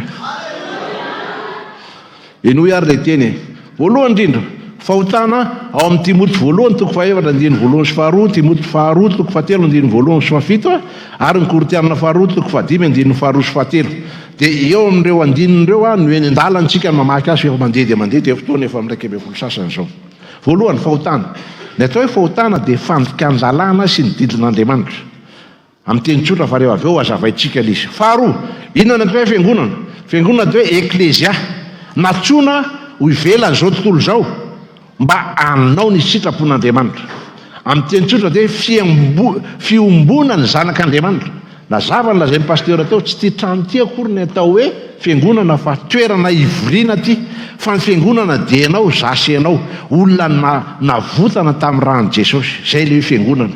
Dia mba mametraka fanontaniantsika itsika fiangonana aveo ho any an-danitra iaona amin'le mpamonjy tsika aveo tsika sa misy tantara anankiray mampiorokoditra ho lazaika anao rehefa aveo mba ampieritreritra tsika hoe fa pasteur nahita ny zavatra tany amin'ny elo tantara ny tany izy dia naverin'ny tompo fa ny orokoditra izy dia rehefa aveo tsika inona ny lesona ho raisitsika farany inona teo andro farany laha teo amin'ny teny frantsay dernier jour na apostasie zany hoe fialana amin'ny tena izy ireo zay mandahakitsy rano marina man'Andriamanitra ny zanak'Andriamanitra dia Jesosy ary indrindraindrindra ny fanavotana nataony tamin'ny rano. Ireo olona ireo dia mieritreritra zany Jesosy zany tsy izy zany amin'izao fotoan'izao ne mbola misy koa miteny unicité an'Andriamanitra ray ihany fa tsisy zany ray sy zanaka fanahy-masina zany dia misaritaka ny lohampina amin'izao dia tsy hitantsony izay atao. Aoka ianao iorona ny fampianarana zay efa nomenanao. Fa raha tsy miorina ianao saviritaka ny lohanao. Za moa dia maharaka tsara n'ireny mpitory-teny malaza ny velan'ireny teny aminao fotsiny anankiray zany hoe Tibi Joshua zany Nigérian mpitory-teny malaza any amin'ny elo izy amin'izao fotoan'izao rotaona lasa izy maty. Dozy izy les sœurs za mihitsy nahita ny tompony nampafantatra zao misy olona tsy ampozinao izy mpitory-teny malaza fa tsy Jesosy notoriany fa ny tena notoriany. Mampiorokoditra anie zany fa aiza amin'ny teny no entiny fa tsy mba hoe Jesosy anie raisinareo dia zao ny tena zao fanaovana an'ity zao fanaovana an'ity tsisy resaka Jesosy misy izy zay manome voninahitra ao Jesosy nomeko voninahitra fa zay manala baraka azy ataon'ny tompo mamay ianao io Jesosy io anie tsy misangy ty io tena ty fa rehefa ho tonga zay fotoana zay lion'ny jody io tsy afaka atonona tsony izy amin'izay fotoana izay ka dian'izao rery sœur ary frera raha mbola eto amin'ity tany ity tsika aoka iomana andao jerentsika ary le manaraka inona natao hoe fahotana misy anankifito izy rery ho an'izay mpandray ny ohatra satria za moa mpianatra ny mpianatra eto koa rehefa tonga ny rehefa lady mba miteny mitondra stylo taratasy fa freranay tsy maintsy manana eo zao nitory-teny tao zao pasteur any dia voaraikinao tao ny zavatra andrasana dia manana stylo dia mba raisy le zavatra tokony ho raisina marina fa misy vidéo raisinareo rehefa aveo voalohany inona natao hoe fahotana lazaitsika hoe fandikan-dalàna sy ny didin'Andriamanitra fa voalohany dia transgression fandikan-dalàna tena hoe violation délibérée de la loi. Miala fitsina atsika amin'ny teny frantsay fa misy mpianatra be dia be sonda ny teny freranay fa mba atao amin'ny teny frantsay indray le phrase sasany tena fandikan-dalàna mihitsy ny lalàna tsy te halala zay le teo voalohany transgression. Faharoa iniquité fahotana zay fa andikana azy hoe ratsy zany hoe tena asa tsy milamina amin'ny zavatra zay atao ratsy. Fahatelo faute natao hoe faute eo fahadisoana tena miala mihitsy zany amin'ny zavatra fanao isan'andro faute. Fahaefatra égarement tena mivily lalana mihitsy zay le fahotana. Ary ny zava-doza dia zao mieritreritra izy fa mety ny nataony nefa tena fanohatra amin'ilay zavatra tediavin'Andriamanitra ho ataony zay le toe mivily na miodina. Za rehefa manaraka an'le bus reny makely aminay dia ty bus ty tsy mahazo miodina eny an-dalana inona ny dikan'izay rehefa mahitsy ianao dia mahitsy hatrany ny terminus ka hatrany ny primus fa tsy hainao dia iodina dia andeha betsaka ny kristianina zao eny an-dalana dia miodina satria be dia be ny zavatra mahavoazy io le teny lazay ny pasteur tao eo ny resaka fangatsiaha-po eo ny resaka voninahitra eo ny resaka fieremana sinsisa aldiny le tena izy fa miodina eny an-dalana. Fahaefatra fahadimy io le atao hoe offense amin'ny teny tsarotra be mandika ny teny gasy fa ndeziavy hoe fandikan-dalàna koa le izy ny tena hita misy dia miditra any amin'ny zavatra tsy tokony atao ary ny fahenina io le atao hoe licence na hoe fikorotanana mihitsy amin'ny fitondran-tena zany hoe tena misy zavatra tsy miady mihitsy amin'ny ara-panahy. Ary ny farany incrédulité tsy finoana zany hoe tena mametsiny an'Andriamanitra mihitsy famarin'Andriamanitra. Rehefa mijery an'izany ianao dia tena hoe napetrakitsika zany hoe famariparitana inona no te ota misy anankifito izy ireo dia andao indray tsika dia inona moa no tena atao hoe fahotana dia zavatra anankitelo no tokony tadiditsika rehefa miresaka fahotana tsika. Voalohany le asa araka ny lazaintsika teo tena sy tianao mihitsy zany le sitrapon'Andriamanitra. Violation délibérée, fahity amin'ny zavatra tokony atao. Tena tsy mivaky loha amin'izany araka fa tsy rarako zany. Zay le hoe akta ny asa nataonao mihitsy no manamarina fa tena fahotana zavatra atao. Faharoa, ny toetra, ny état, tena tsy misy mihitsy fahamarinana fahitsina amin'ny zavatra ataonao. Zay le atao hoe fahotana. Ary ny farany dia ny tena fepetra amin'ny ainanao dia tena fahavalon'Andriamanitra mihitsy ianao e. Zay zany azo lazaintsika hoe définition anankitelo ataontsika amin'ilay te ota atao hoe péché. Rehefa izay ny vita dia andao tsika hijery amin'izay hoe inona indray le toa fiangonana. Zay zany le hoe ota dia ny fiangonana dia amin'ny andro farany dia inona ny zavatra tokony ataontsika azahoantsika mieritreritra hoe or Jesosy tena andro farany ity manahoana ny toetranay, inona ny atao fahotana, ary inona moa ny tena atao hoe fiangonanao maninona ny tsy varindrina amin'ny zavatra any ny zavatra ny tany. Nefa fiangonana ny resahantsika teo fa tena dia toerana hipetrahan'Andriamanitra nefa tsy izao trano izao le fiangonana. Araka lazaina teo hoe tena natsoina mihitsy tsika zany hiala amin'ity zao tontolo zao ty. Tsy anareo ny fidy aho Jesosy fa izany fidy anareo. Dia rehefa nividiany Jesosy ianao zany dia nasorona ianao tsy araka amin'izao tontolo zao tsony. Dia efa hitantsika eo moa le zavatra maromaro holazaintsika eo amin'ny Timoty inona avy ireo fahotanana ny soronanao ireo. Frera or sœur, marina eny an-dalana sao dia verina eo ohatra miditra tsy amin'ny tranopokyn'olona isotro makany an'izany tranon'Andriamanitra zany. Misy fiomanana be dia be. Enao ary eto amin'ity tany ity mba vitanao hoe anao passeport, anao visa, ananana billet aller retour, manana vaccine, ataonao daholo zany fa ho any an-danitra vitsika dia tsy mbele ino ny ty fahotana mora mahazo aty ry Jesosy.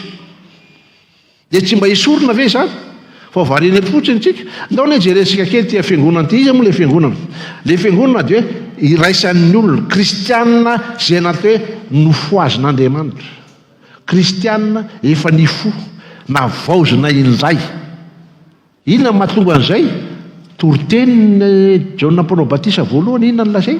Mibeba ianareo fa efa akaiky ny fanjakan'Andriamanitra. Jesosy koa raha ny toriteny voalohany mibeba. Zany hoe le ota mihitsy zany no tena mampisakana antsika amin'Andriamanitra ka mila mibebaka tsika. Régénérena, hovaina maizy atsika. Fa tsy amin'ny herinao na mifatanjahana fa hoy tenin'Andriamanitra any amin'ny Zakaria 5:9 fa mifanahako ho Jehovah tompon'ny maro. Aza mieritreritra ianao fa matanjaka ianao dia tsy latsaka mihitsy. Ianao ve dia atanjaka anao Davida nefa latsaka. Ianao ve dia atanjaka amin'ny apôstôly Petera impiry latsaka. Vehivavy kely iny dia efa nandany Jesosy. Avy eo noho ny ana dia raitsy kombakomba miaraka amin'ny gentilisa dia efa tonga ny apôstôly dia mody miala lery. Avy eo impiry nandany Jesosy. Entina amin'le zivaziva be raisina tonga dia nikapaina ny sofon'le mpanompolina. Raha ny tena toetra amin'ny Petera ny jerentsika tsy tokony voavonjy mihitsy le ry fa izao natoky an'Andriamanitra hatramin'ny farany izy. Ary tian'Andriamanitra koa izy satria hatramin'ny farany koa izy niady. Ianao aza-ky mety an-dalana. Mety misy ratsy no Petera ny toetranao tsy maninona fa Jesosy mihainao foana. Alleloia. Fa ianao mihitsy manana tsy haina hoe tena tsy maintsy miaraka amin'ny Jesosy tsy maintsy tafita hatramin'ny farany.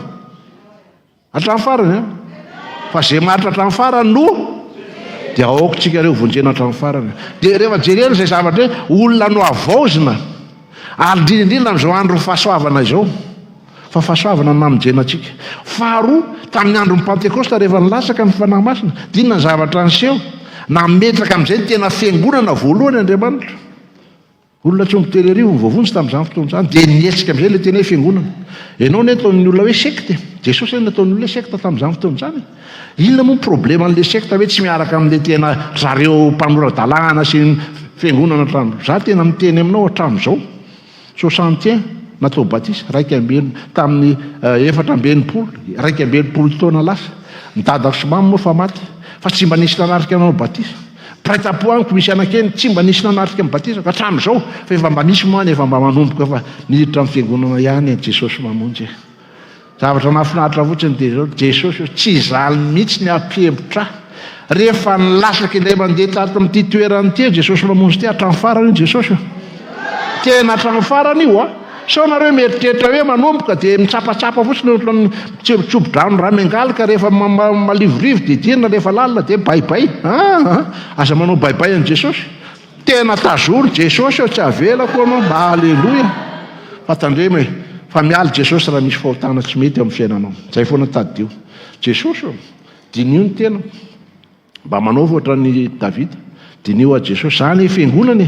Ianao le tena fiangonana marina Korintianina voalohany 5:12. Ianao le navotana ary natao batisa amin'ny fanahy masina na dia tsy teny tamin'ny teny tsy fantatra. Betsaka ny olona natao batisa tamin'ny fanahy masina dia tsy teny amin'ny teny tsy fantatra ary.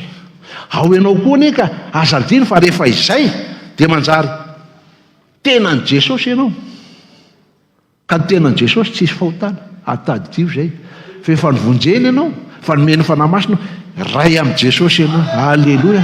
Zay ny mahatonga anao hoe ry malala an' Jesosy eny ianao ry frere, ry sere. Malala an' Jesosy inge ianao fa azadiny zay. Fa tsisy olona teny malala eny an-dalana hoe manao na malala. Raha tsy olona adalako. Ataonao malala daholo ve izy hitanao eny an-dalana fa zay nefa manomboka kondrakondra ny ty olo ty. Fa Jesosy no teny ry malala. Zany efa nofidiny Jesosy ianao any tonga any amin'ny fanjakana ianao. Enganeka mba samy ho tonga any daholo tsika ry malala. Ry bien-aimé an' Jesosy, ry arabavan'i Jesosy, ry ralahan'i Jesosy ho tonga any daholo eny tsika. Ary azadiny koa fa manana an'ilay fiainana mandrakizay. Zay rehetra nandray io dia nomeny hery ho tonga. Fa zay tsy nandray azy dia voahozona. Ary io Andriamanitra io tsy mba manery fa ny tsy tiany dia ny fahotana. Fahotana ianao milalao fahotana io. Il faut que jeunesse passe. Dia lasa ianao manao andry. Manao an'ilay fahotana ny mbory. Fa miala avy eo ne ka mitsangana eo sahirany. Dia miteny ary tanora tandremo. Fa ianao nge dia natao hoe tempolo masin'i Jesosy. Zany masina zany anie arak'le hira teo tsy misy petipetina. Dia tena fipetrahan'Andriamanitra amin'ny alalan'ny fanahiny ianao. Dia mba manontany fa any zany ny conclusion antsika rehefa avy eo. Tena mitoetra ao anatinao ve Andriamanitra ary zay ve le fitafiana ventinao makany. Sa mbola le fahotana no mangeja anao. Zay ny tondratsika famaranana azy rehefa avy eo.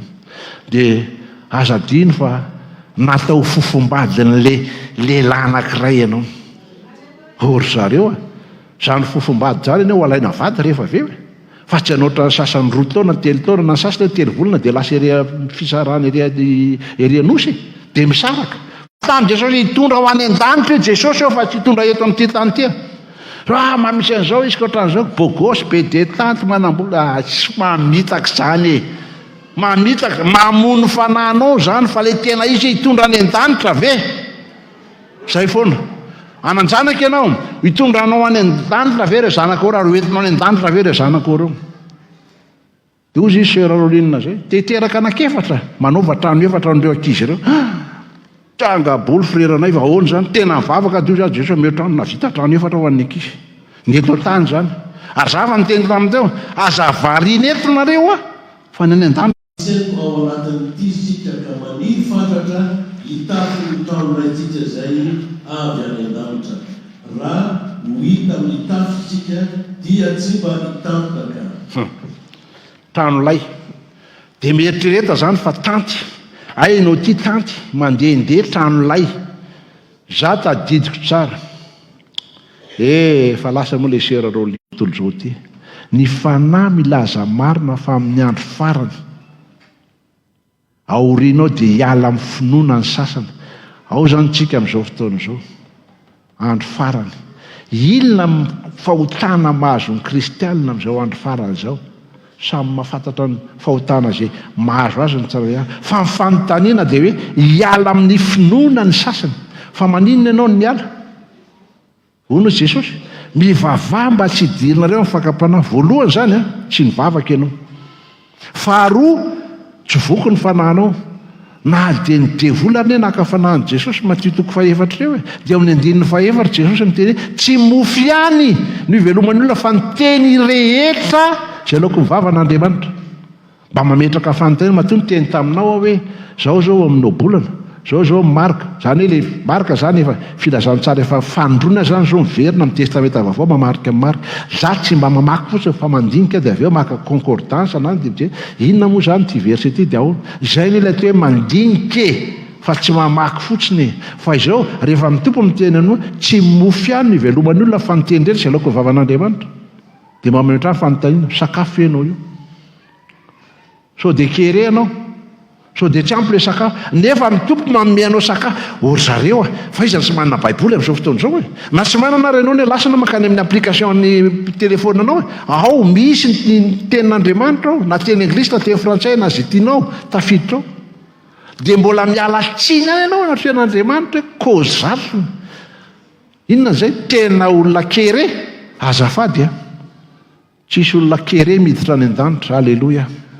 olona misakafo ara-dalàna miomana amin'ny zavatra miseho mitranga ary tadidio fa amin'izany fotoana izany ozy izy dia manaiky fanahy mamitaka sy fampianarany devoly milaza lainy amin'ny fiatsaram-belatry ka voapetaky ny vy mamay ny fieritreretany tandremo fampianarana amin'izao fotoana izao toa mary ilahy lazaina teo ange amin'izao fotoana izao ange fampianarana tsy miteny tsona izany hoe Andriamanitra ray zanaka zany ary fanahy masina fa hoe Jesosy fotsiny no dia efa ampy dia ho adinonao zany le Andriamanitra nanao zao tontolo izao dia adinonao zany lefa namasina ny tenen'i Jesosy hoe andeha namboatra fitoeranareo dia aliraka parakleto ho anareo ino ampianatra anareo sa mpiasa tsara anareo mampianatra mampatsiaro zavatra rehetra tsika ne mora manadino za tena hitako mihitsy mametraka zavatra eo dia adiniko izy raha tsy hitan'ny masoko eo dia adiniko ka io le taonako efa mahazoazo taona izy izy zareo zay tsika ne mora manadino fa tadio fa rehefa mitenin'Andriamanitra ny vakinao isan'andro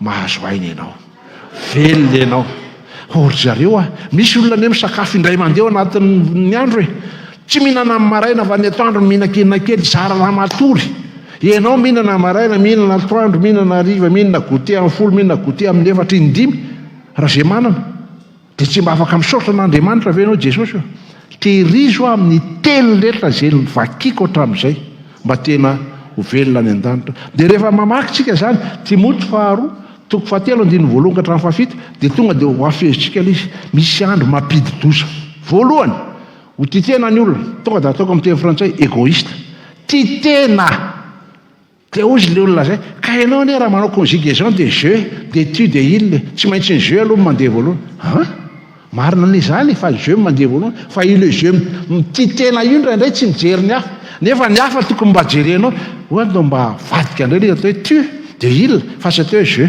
io le mieboebo mizaozao ihany io le fiavonavonana io ary fadio fa io no nampianjerany Monsieur Lucifera jereo nao amin'ny Esaïe 4:12 te hitovy amin'Andriamanitra izaho maninona Andriamanitra misy miakohaka maninona tsy mba misy miakohaka eto amiko ry zalahy zay le fiavonavonana zay faharoa ho tia vola voalaza teo zany ami de l'argent ny vola tsisy fofona koa tsy maninona fa vola zany important be zany vola amin'ny marangah dia inona zany mahavehivavy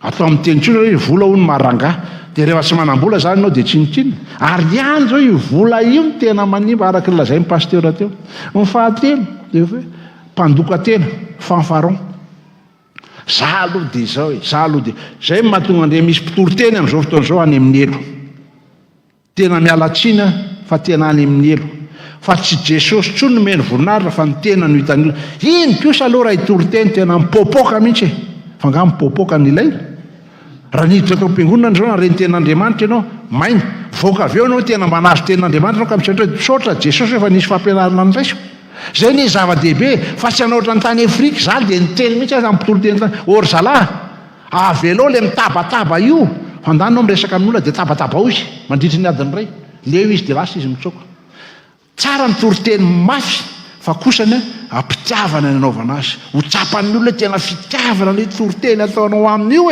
fa tsy migidragidra fotsiny ianao dia lasa mitsoka ndanany ho anareo zay manana saka sy alika zany zanako vétérinaire raha vao migidraka be amin'le tovolahy kely le sakako lasa izy mitsoka fa raha mitaiza laza ohateo dia lasa izy kisikisina ny tena hoe mitady fitiavana zany ny olombelona le mitady fitiavana aminao izy lazao amin'ny tena tenin'Andriamanitra marina milanao izy azadino zay fa efatra mpiavonavona otin io le ataon'ny teny gasy hoe milanja orona fa maninona ianao milanja olona ny olona re samy manana ny olona fa mba aza lahatao manao ohatran'izany ohatrany miavinavina amin'izay rehetra atao ary manimba io no miavinavina io manimba ny fiainam-panahin'ny sary avy tsisy oatra aloha raha ny teny izany aoka ho tsy hoenao mihitsy no hita fa aloha Jesosy no hitan'ny olona aminao. Zay tena mba iangaviako amin'ny anaran'i Jesosy ary zay ny tenenako n'izay afrikanina rehetra tany aoka tsy ho anareo mihitsy no hita ka anao propaganda nareo ka ihanina io esory ny sarinareo tena hoe Jesosy manasitra anareo, Jesosy mamonjy anareo, Jesosy alleloia. Ino ny araka aminao mandrakizay fa le pasteur mety aleo rehefa avy eo sarindrano sasany de style be de manano fa inona ary ty mba Jesosy apetraka marina va Jesosy tsy sasany aza mbola tsy nahitany Jesosy ka aza manao ny Jesosy le lava volo be reny ianao fa ny ten'Andriamanitra hoe tsy mety amin'ny lehilahy ny lava volo tapao ny volonao de ka Jesosy le lava volo tsisy an'izany la mety nosoton'ny olona ny volo fa lavalava fa aza mamorona zavatra mbola tsy hita ianao zay tena izy ata jerena fa dimy mpanao blasphemy zava-dozana izany araky ny tenin'Andriamanitra io dia zay miteny ratsy amin'ny fanahy masina fa tana rehetra mety mavovela ihany fa zay manao blasphemy fanahy masina tsy voavela mandrakizay raha mba efa nafantatra ianao ry sera frera aza maniteniteny foana ny fanahy masina avelo izy hiasa aloha izy anao zava-mahagaga fa aza tonga dia mitsaratsara ianao hoe le sera ry rehefa mivavaka tonga dia avelo izy anazy Jesosy zany ianao jerena so manao blasphemy ianao zava-doza mahazo anao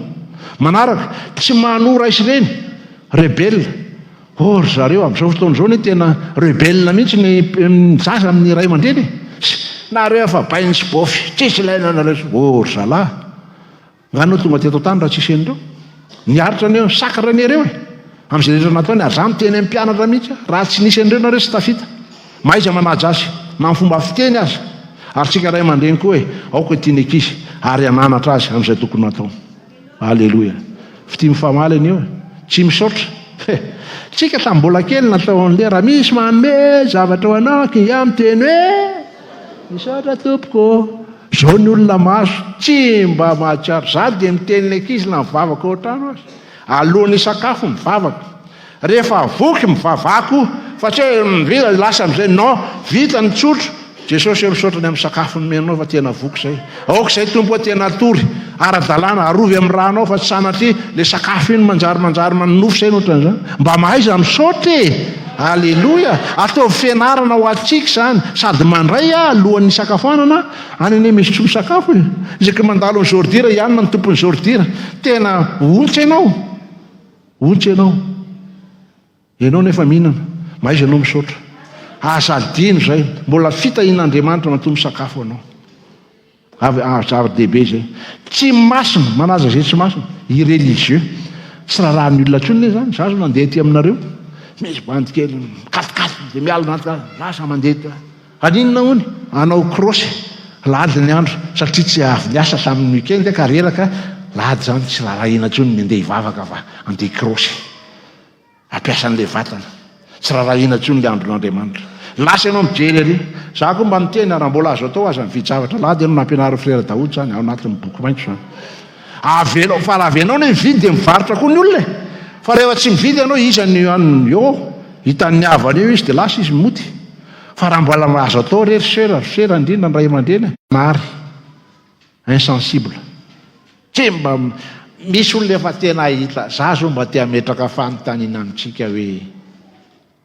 ovina ianao zao jorovavolombelona farany ovina ianao zao mba nilaza momba ny Jesosy tamin'ny namanao mpiara-miasa aminao sy ndrehetra ny aloha fampianarana any fampianarana misy hafa meko foana ny raha vao tonga ampianarana vao manomboka gestion de production approvisionnement ina ny approvisionnement voalohany indrindra tenin'Andriamanitra faly mpianatra maninona ny tsy mba ataontsika mivavaka ho an'le zay olona mifankahita ny androny zanako atao malarobiana ambony loha jery animaux domestique atao satria vétérinaire iny misy bandy miteny rasy eo ambany eo olite fa inona ty zany tabatabany lahy zany tsy andro ram'izay fa zao tonga dia noetiko le baiboly teny le nouveau testament teny gasy ty lesiny ny lahy fa ilato raha mila miovy elahy zany ram'izay efa ela be mba nanotetiavako an'ity fa misaotra be naredy dao le tsy lamboty eo fa inona ty iny zao zay koa ram'izay mba mila anankifolo tonga dia nazo ny tenin'Andriamanitra. Le ray ny mila izy rehetra, le mpivarotra koa nanjara zay koa raha misemba mila tsao lazaiko anao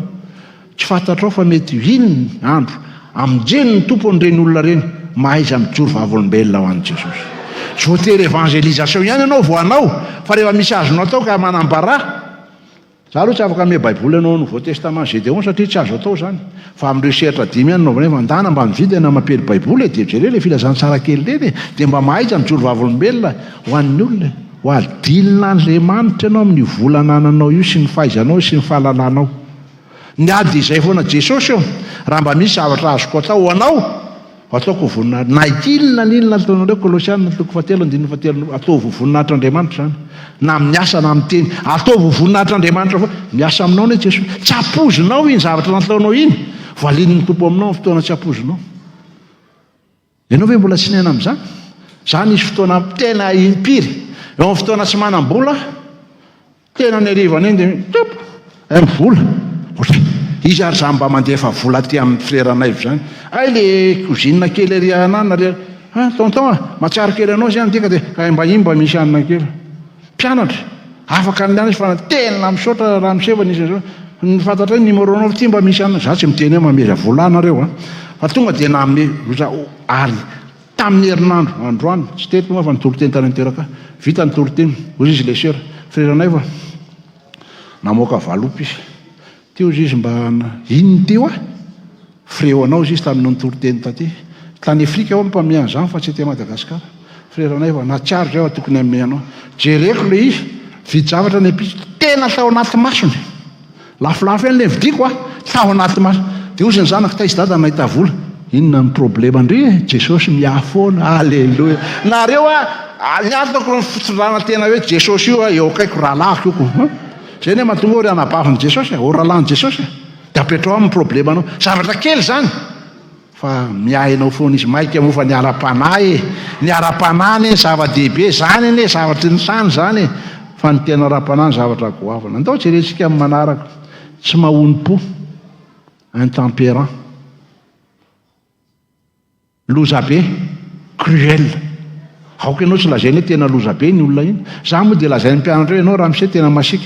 Za hoa tsy masika tsy méchant fa sévère samy hafa zany. Sévère zany hoe tokony hanao an'izao nareo dia zao nareo nanao exposé ny tenareo raha riva le faso tonga atika mana aiza le exposé tsy nareo tany amin'ny adresy mailoko. Zay mampasika aho sévère amin'izay. Fa hafa indray le hoe tena masika be masika zany mamelaka tamainy. Za tsy mbola mamelaka tamainy nareo azafady. Zay zavatra zay tokony mba hita aoka ho hitan'ny olona ny atsara-panahynao alleluia. Kristianina ngenao Jesosy mamonjy ngenao azadino zay. Jesosy mamonjy zay no entiny titre hoentinao. Aoka tsy hanara-baraka ny anaran'i Jesosy ianao. Mankala ny latsy ennemi des gens de bien. Ohatra makala zavatra mahita fa tsara dia ataonao ratsy dia makala an'le olona ianao. Mpamadika traître. Nisy ny natampianatra Jesosy ary nisy namadika. Sekely volafotsy 30 no amadihana an'i Jesosy. Voalaza teo zany resaka vola tandremy re sao dia resaka vola iny no tonga anao any amin'ny elo. Tsy mipardonne io tsisy deuxième session io zay lasany tsy miverina. So nao mieritreritra mba verena Jesosy dia iova tena exceptionnel nanaovan'ny tompo zany andao levako aty no ijery fandana miverina dia mitoriny teny. Vakeo fotsiny tenin'Andriamanitra fa zavatra hitanao nefa ao anaty tenin'Andriamanitra kina indray mbola tediavinao andehanana any dia mbola velona ianao dia mahatserova tena hoe tokony ataoko sao Jesosy. Eo amin'izay le hoe kirina emporté kizitlina amin'izay rehetra atao. Tsy mba misy fanahiny tena tsara toetra fa dia mikizitlina lava zao. Fotsy volo ao ngenao lasa sola eo ngenao alao mba mamiteny Jesosy mba hampio amin'ny zavatra tokony atao. Enflé d'orgueil lasa miebebo tena tsy misy ty ny fahafinaretana mihoatra no zao tontolo zao hoe aimant le plaisir puisque Dieu. Ny fahafinaretana ny tiany no Andriamanitra satria ny mahatonga an'izay dia nofo mbola manjaka fa tsy le fanan'Andriamanitra. Tenin'Andriamanitra daholo zany resantsika zany manana endrika toe-mpanaraka an'Andriamanitra nefa mandany herina.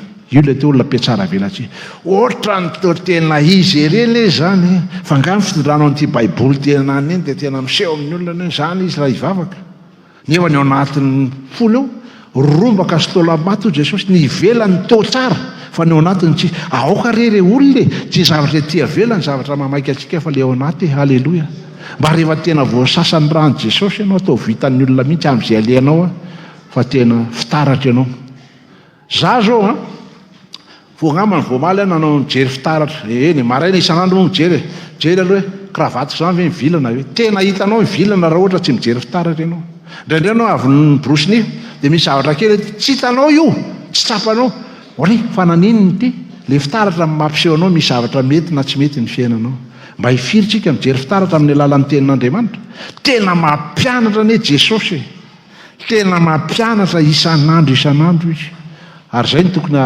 avonina atsika foana amin'ny zavatra rehetra dia izao manana ny toe-panaraka an'Andriamanitra fa mandany heriny ireny koa dia alaviro dia raha naharaka sara ianao zao misy 20 ry toetra ireo 20 eo anao vao tonga saina hoadray fa mba aiza moa ty za ty ohatra ny tovarim-bariana amin'ny zavatra ny tany fotsiny fa ohatra ny tena ohatra le teny gasy hoe ohatra ny variana mijery ny lavitra ka sy mahita ny eo ambany maso nefa tenin'Andriamanitra inona moa no tena lazaina amin'izany aloha maraparantsika mandeha dia mandeha le fotoana azadino fa itsika manaraka an' Jesosy ty tsy mora za tena miteny aminao mihitsy fa tsy mora tena niena zavatra be dehibe niaraka tamin'ireo pasteur azokon'ireo niaraka tamin'ny olona be dehibe amin'ny ara-panahy nahita an'ireo olona ambony be dehibe amin'ny ara-no satria mba directeur général société maromaro any tena sy secrétaire général ministère mba meny tompo tena za tsy teny mpanetretena fa raha miteny an'izany moa dia fa tsy manetretena ozy ny olona fa tena meny tompo izay tokony position misy mba azaoko miresaka amin'ireny olona reny fa zao ihany lazaiko anao tediavin'ireny olona reny aminao fandriany ianao fandriany ianao idabo enjera ary zay nisorako tsy maninona na ore amin'ny président fa niteny tamiko izy tonton apetraka ianao ary tsy mbola mipetraka satria misy olona ao ambali teo tandremy iny fa tontonay vy ny enzana be iny mahitsy loatra iny ka tonga dia hitany eo anaty vilaninao dia petahany eo anao sosa aleoko mahita an'izay ho any an-danitra tsy hita ny vilaninao rehefa avy eo menao dia tiany ianao ary dia mangina ianao seranayfitsy anao an'izay mihitsy tsy hovidinao mihitsy le fahamarinana atao anaty na inona menao azy dia ny tena amin'ny anaran'i Jesosy ho any an-danitra ako andao mba hiaraka amiko any ianao fa tandremo be dehibe ny zavatra miseho sy mitrangy eto ary ho anareo tanora tandremo rehefa tahin'ny tompoka mahazo plasy fa niaraka tamin'ny olona maromaro atao koron-drano niara-nianatra zay niaraka tany an-dafy ny akebiaza nahazo DG ny sasany nazo fa tena nilozany Jesosy aza mba lozanao Jesosy enao ane no very fa nisy tamin'izy ireny nyverina fa tena sahirana vao tafaverina sahirana sasany moa dia maty tsy nahanany Jesosy sasany anjara mifoka sigara be Jesosy mamonjy zany lasa misotro toka Jesosy mamonjy zany satria hoe DG dia mba io resy misotro kely fa ianao ne na tsy misotro mampisotro olona mitovy ihany zany re tsy mba nahita an'izany eo anatin'ny braoko zany ianao ka hoe directeur général ty resy misotro kely négatif tana mivoaka io ny ranotsotra rehefa tsy te hisotro dia ndao niady izay Jesosy eo aoka tsy hanao compromis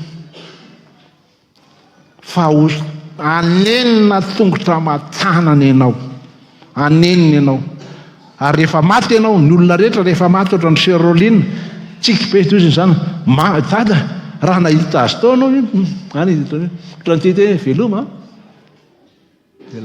fa ny sasany orsera asiana solomaso ray banina rehefa maty fa nanina vandravandra be ohatr'izao masony dia mampatahotra ty tsisy nanirina dia asindra ray banina rehefa misy olona mandalo sapalahe hoazany rehefa maty dia tena miara misy fofona ohatra ny afafy zany ohatra izy ry zalahy fofon'ny elo orsera rehefa mba hiala eto amin'ity tany ty aoko ho ara-dalàna ny fiainanao za matahotra ny pasteur ianao na matahotra ny ranona sy ranona fa Jesosy atahory fa izy mitsara anao am'izay fotoan'izay ahita ny zavatra rehetra ny lafenina rehetrarehetra hitany kitsanao ve zao tonga dia jesosy io le zavatra tsy mety haitsio a fa rehefa jesosy manitsy ianao mahitsy ianao tsy mibiloka antsony ianao fa ny problema antsika dia nitahotra olombelona aoka ny olona tsy atahoranao fa jesosy no atahoranao dia farany zany itenenako anareo hoe fa tsika ao anatin'ity tranolay ity zavatra tediaviny devoly aminao dia izao avelany ho variana ianao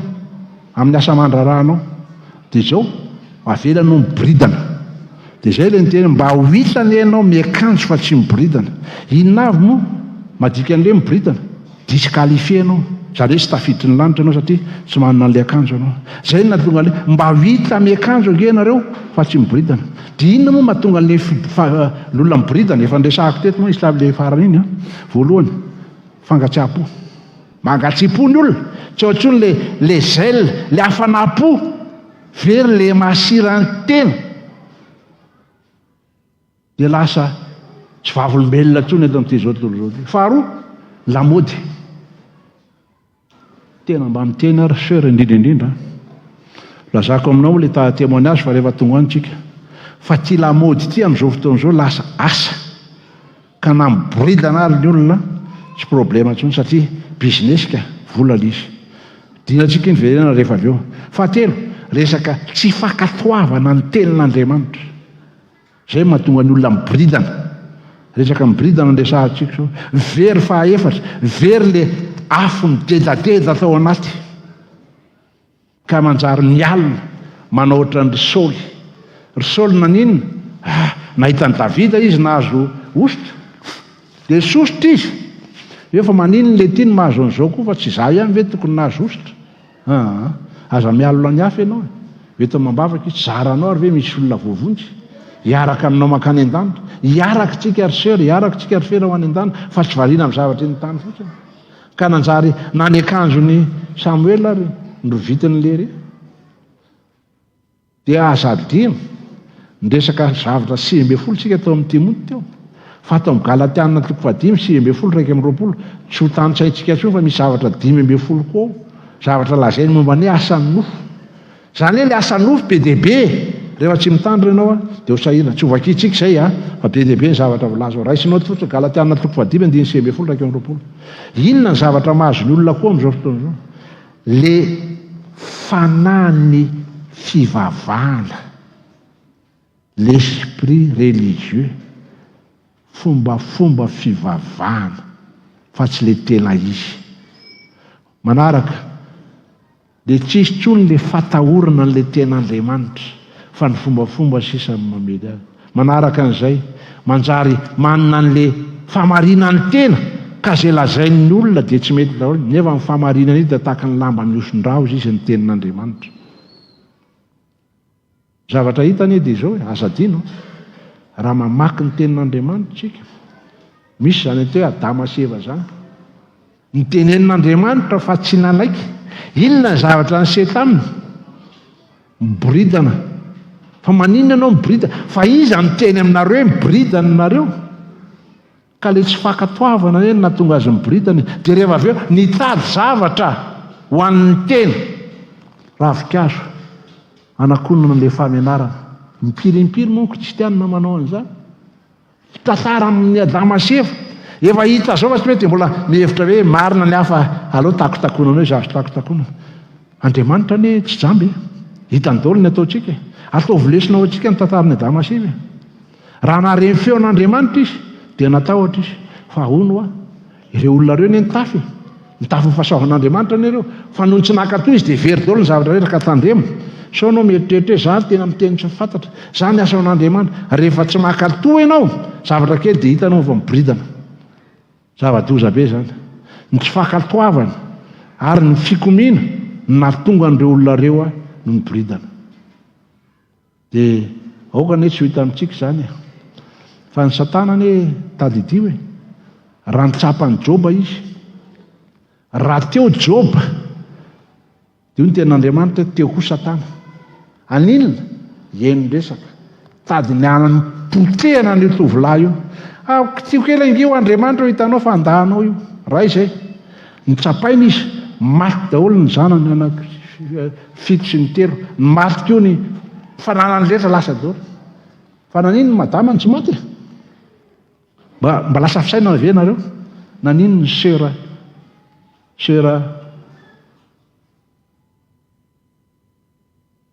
manino le sera iny tsy maty sera nanino nanino sera jobany tsy maty le sera jobany inona ny lazainy ory joba ianao zany ery sery mahafinaritra fa hozony zany Andriamanitra zany dia vitany aminao koa hoatray ory sera zany ve ny tena fitiavanao n'le vadinao tsy mba niteny andao hiaraka hivavaka sika hifadianina inona nahatonga an'izao hozony le Andriamanitra dia samy vita zanaka efa maty rehetrarehetra avery dia mbola miteny ozy izy doba tena ohatra ny olona tsy misaina ianao zany ro madama ohatra ny tsy eo mihitsy ianao zany zao rery zareo mba teteny aminareo rehefa misy zavatra miseho mba surtout nareo mivady mandana miara mivavaka mandana mifadianina tandremo le vava sao dia misy zavatra mihoatra vidiana lafo iny rehefa avy eo mety hoe ry amin'ny fitsarana mihitsy le faran'ny sasany fa tandremo izay zavatra zay fa ny devoly tsy avy raha tsy angara sa mono ary endingana zay ny tedy ary tiany hoverina tahaka azy koa ianareo ary zay mahadevoly ny devoly dia hoy ny tenin'Andriamanitra hoe aoka itsika hiambina mandrakariva lavabe moa izy fahafaranako amin'le témoignage nresahako aminareo nahita ny elo ny anabavy Roxena avy amin'ny Assemblée de Dieu tany États-Unis ny anaran'ny vadiny Gabriel 23 taona izy mpampianatra izy ary izy dia tena tsy mpitolo-teny fa izao tsy problème amin'izany hoe manao donu zany na mibridana ry izy tsy maninona izy na manao n'le akanjo molehibe reny tataka trariananina ry noentiny zany tao am-piangonana noentiny tompon-tany amin'ny elo izy zao ny zava-misy ianao raha tsy mibebaka ianao reo ny olona fantatra daholo fantatro ihany dia zao mila mibebaka ianao da miverena amiko naseho an'le izy ny anarako izy Roxena vady Gabriel mila mibebaka tsika be dia be ny zavatra le velitsika mety nefa mahatonga atsika any amin'ny elo dia zao any ny fanontaniana mipetraka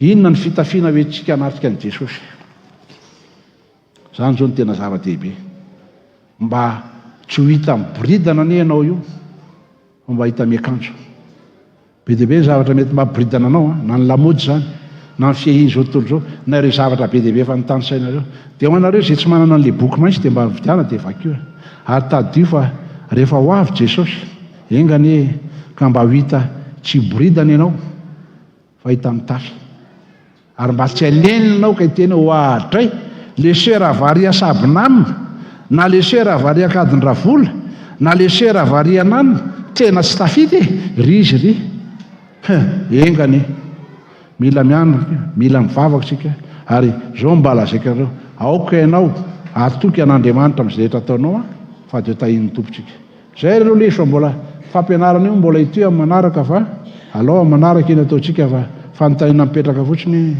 andro farany zao ahoana ianao io ahoana ny fitafianao mba ho hita manana akanjo ianao ara-dalàna mba tsy hibridana ane ianao io mamakiny tenin'Andriamanitra misaho an'i Jesosy ary azan'ny olona nijerenao matahoran'Andriamanitra amin'izay rehetra ataonao amin'izay rehetra ataonao fa zahako amaranako azy dia zao iny pasteur Daouda iny nresahako izy teneniko izy ny zavatra tsy nety nataony teneniko tena kitsi rano mihitsy frera Daouda ny zavatra ohatra tsy milamina kely amiko ka mila miteny aminao fa nitomany izy ray aman-dreny izy nitomany frera anay va tu as raison nareo ray aman-dreny nareo tanora mamaiza mifampiresaka ho any an-dandritsika raha misy tsy mety aza fampitana lahelo fa ny alahelo koa mitondra anao ho any amin'ny elo fa mba maiza mifampiresaka dia mifampivavaka zay ny mahatonga an'le hoe ajao ny ray aman-drenao ary tiavo ny zanako tahiny tompo daholo tsika ary